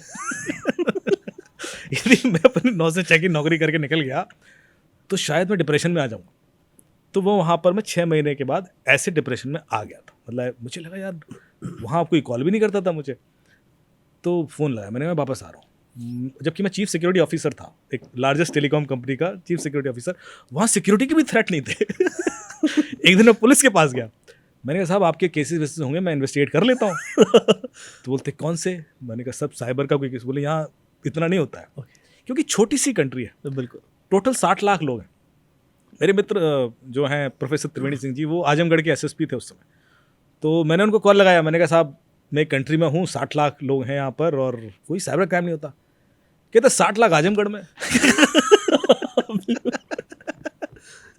तो मैं शॉक्ड हो गया, मैंने कहा क्या? और कह रहे यहाँ जी नहीं पा रहे, इतने क्राइम हो रहा है हर दिन, हम मतलब फ़ोन बजता रहता है, ऐसा वाला मामला। तो आप देखिए कि हमारे यहाँ वो पूरी कंट्री मैनेज कर रहे हैं Exactly. 60 लाख में, और कोई क्राइम नहीं है, बिकॉज 60 लाख लोगों की फुट मॉनिटरिंग करना बड़ा आसान है। यहाँ पर एक सिटी को मैनेज करना मुश्किल है जिसके अंदर उतने ही लोग हैं। So this is the difference. इसीलिए इंडिया में चैलेंजेस अपॉर्चुनिटीज सारी इक्वल है. चैलेंजेस भी हैं, अपॉर्चुनिटीज. तो वापस आ गया और जैसे मैं आया तब मुझे लगा कि हाँ, मैं मेरी जिंदगी का कोई उद्देश्य है. वो 60 लाख वेट कर. क्योंकि हर दिन कोई ना कोई परेशान है, हो रहा है. तो मैं भी जो 2001 से लेकर 2007-8 तक बाहर रहा मोस्टली. 2008 में 26/11 हो गया, जो मुंबई अटैक. और उसके बाद एक एजेंसी स्टार्ट हुई, नेशनल इन्वेस्टिगेशन एजेंसी. उसके जो पहले आईजी साहब थे वो थे लोकनाथ बेहरा जी. वो पहले सीबीआई में थे, तो थोड़ा सा संपर्क था उनके संग, लेकिन वो बहुत टैक्स सेवी थे. वो अभी डीजीपी केरला रिटायर हुए हैं, अभी शायद केरला मेट्रो के चेयरमैन हैं. तो वो एनआईए को हेड कर रहे थे उस समय, और यहीं नोएडा में रहते थे, सेक्टर 27 में. तो उनके ऑफिस से मुझे फ़ोन आया कि साहब, आईजी साहब आपसे मिलना चाहते हैं. तो पहले तो मुझे डर लगा कि मैंने कुछ ऐसा तो नहीं कर दिया है कि क्योंकि थोड़ा बहुत खुरापाती तो था ही. तो मैं गया और फिर बड़ी फ़नी मीटिंग हुई हमारी. उन्होंने पहले मुझे बहुत लताड़ा, तुम्हें कुछ नहीं आता है और ऐसा ऐसा. तो मैं डिप्रेस होकर बाहर आ गया क्योंकि मैं डिनायल मोड में था कि सर ऐसा नहीं तो हो नहीं सकता, ये तो बहुत मुश्किल है. एक्चुअली क्या हुआ था कि उन्होंने सारे आईआईटीज़ को लिखा था कि मुझे कुछ टेक्निकल एक्सपर्ट चाहिए, क्योंकि हम जिस लेवल पे आ गए हैं अब, हमें उनके बिना हम इन्वेस्टिगेशन कर नहीं सकते. Data analysis, mining, data sourcing, सब कुछ बड़ा चैलेंजिंग हो गया. और उस समय तक शायद पुलिस उतनी उस मामले में इन्वॉल्व नहीं थी. तो he was the first guy who started this. तो फिर उनका अगले दिन मुझे फ़ोन आया कि ऐसा कुछ करोगे, कुछ कॉल डेटा रिकॉर्ड एनालिसिस करना था. मैंने कहा सर कर देंगे सर, आपको लगता है तो कर देंगे. Somehow it work, and then he engaged me properly कि आप आइए. उनके घर में मैंने लैब सेटअप की, उनके सर्वेंट क्वार्टर में 7-8 पीसी रख के. वहाँ से हम लोग बहुत सारे ऑपरेशंस ड्राइव करते थे, और उससे ब्रेक थ्रू मिलना शुरू हुआ. और उन्होंने फिर रिकमेंड करना शुरू किया, उन्होंने हर जगह कि आप इनको यूज़ कर लीजिए. तो वो सारे, उस समय कोई पैसा भी नहीं था कि कभी, पुलिस से तो मैंने आज तक इन्वेस्टिगेशन का पैसा लिया, मैं तो दूसरों से भी नहीं लेता. पर जो लाइफ के लिए ऑब्जेक्टिव मिल जाता है ना, आपको ऐसा लगता है कि यार आप कुछ ऐसा है जो सिर्फ आप कर पाते हो, तो आपको एक अलग तरीके की रिकग्निशन, रिस्पेक्ट मिलना शुरू हो जाता है. अदरवाइज तो आप एक थानेदार के पास जाओगे, वो भी आपको प्यार से बात नहीं करेगा. लेकिन अब हर आदमी कर रहा है. एग्जैक्टली. तो that difference gives me confidence कि यार कुछ मैं काम का आदमी रहूँगा, इसीलिए ये सब मिल रहा है. तो फिर एक ऑब्जेक्टिव मिल जाता है, तो फिर आप और एफर्ट लगाते हो और कोशिश करते हो. सो मेरे ख्याल से ये एक रीज़न है कि मैं इधर आ गया. और जब आप आ गए तो मेरे जैसे और भी लोग थे, बहुत सारे लोग हैं इंडिया में जो अब पुलिस के संग बहुत अच्छा काम कर रहे हैं. और अब तो पिछले 2-3 सालों में गवर्नमेंट ने कुछ प्रोविजन स्टार्ट कर दिया है कि अब वो कंसल्टेंट हायर करते हैं और अच्छा पे करते हैं. मतलब मैं लोगों को बता रहा हूँ कि जो लोग इस प्रोफेशन में आना चाहते हैं, कि यदि एक रफ फिगर में दे दूं तो 2.5-3 लाख रुपए पर मंथ सैलरी है एक इन्वेस्टिगेटर की पुलिस के अंदर. मैं भी चलूं आपके साथ. 1 लाख से लेकर 3 लाख तक की रेंज में. और ये आपको ओपनली ऐड मिल जाएंगे जो न्यूज़पेपर में आते हैं, बिकॉज इस तरह के प्रोफाइल्स कम होते हैं, तो इसलिए सैलरीज ज़्यादा है थोड़ा. But it is a good opportunity for all जो भी लोग इस डोमेन में आना चाहते हैं. सर अब बात करते हैं पुलिस की, तो कभी पुलिस वाले ने आपको रोका है कभी? हाँ, तो मतलब क्या क्या क्या कहते हैं उसको, मैं कौन हूँ या क्या चलता है? नहीं, अब तो मैं कई सारे पुलिस के टास्क फोर्सेस का मेंबर हूँ. ओके. जैसे पुलिस टेक्नोलॉजी मिशन है एक गृह मंत्रालय का, तो मैं UP police member police technology mission और उड़ीसा का मेंबर हूँ. इसके अलावा भी मैं BPRNDA से, bureau of police research and development, उसमें भी मेंबर हूँ, कंटेंट डेवलपमेंट कमेटी का. मीटी है जो है अपना ministry of electronics and IT, उसकी R&D वर्किंग कमेटी में हूँ. और बहुत सारे टास्क फोर्सेस हैं जो, तो मैं कुछ भी बोल देता हूँ तो वो क्रेडिबिलिटी हो जाती है. पर इससे पहले जब नहीं था, तो यदि मैं बोलूँ साइबर सेल तो ID कार्ड दिखाइए. अब ID कार्ड तो कुछ देते नहीं है भाई, काम आप कर रहे हो पीछे से. तो नॉर्मली होता था मैं किसी पुलिस वाले से बात कराता था फिर कि भैया फंस गए. बट अभी fortunately after so many years अब सिचुएशंस कम आती हैं, क्योंकि एक तो होता क्या है कि आपके अंदर ही वो कॉन्फिडेंस आ जाता है. अच्छा, पुलिस वालों की एक बहुत अच्छी पावर होती है, वो आपकी बॉडी लैंग्वेज पहचान लेते हैं, क्योंकि वो इतना लोगों से मिलते हैं डे टू डे. यदि आप झूठ बोल रहे हो और सच बोल रहे हो ना, उनको आइडिया लग जाता है. यदि मैं अब गाड़ी कोई रोकेगा भी या कहीं सिस्टम में कहीं फंस रहा हूँ और अब मैं बोलूँगा ना, तो वो तुरंत मान लेता है, क्योंकि उसको कॉन्फिडेंस दिख रहा होता है इस बंदे में कि बंदा गलत नहीं बोल रहा. हो सकता है आज से 10 साल पहले वो बोलता तो पकड़ लेता. तो ये एक तरीका है कि ये उनकी कैपेबिलिटी है सर, वरना ऐसे सिक्योरिटी दे देते हो. आप सिक्योरिटी लेके घुसते हो किसी गेट पर, वो 10 में से 1 को रोक लेगा. एग्जैक्टली. क्यों? क्योंकि उसको बॉडी लैंग्वेज जज करना आ गया. सर एक चीज़ और बताएं, अभी आपने कह रहा आप पुलिस वालों मतलब पुलिस के केस सॉल्व करते हैं उससे पैसे नहीं लेते, आप औरों से पैसे नहीं लेते, तो घर का खर्चा कमाते कैसे कैसे? चलता है? बहुत अच्छा सवाल पूछा। ये बहुत अच्छा सवाल पूछा और ये जरूर पूछना चाहिए, क्योंकि लेते इसलिए नहीं क्योंकि वो उतना ज्यादा दे नहीं सकते जितना मुझे कमाना है। तो मैं कॉर्पोरेट केसेस के पैसे लेता हूँ, जो कॉर्पोरेट क्राइम केसेस हम इन्वेस्टिगेट करते हैं, मेरी टीम है। इसके अलावा जो कॉर्पोरेट्स में बोलता हूँ उसकी भी फीस अच्छी Of लेता हूँ। course, of course.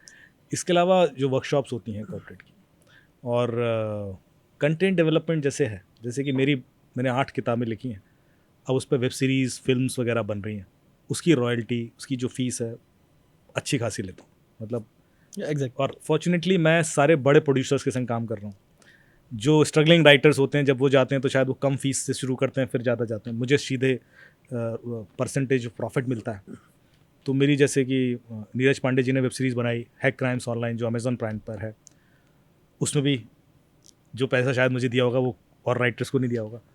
अभी राजकुमार हिरानी जी बना रहे हैं प्रीतम एंड पेड्रो, जो विक्रांत मैसी और उसके संग, तो उसका भी एक अच्छी रॉयल्टी है।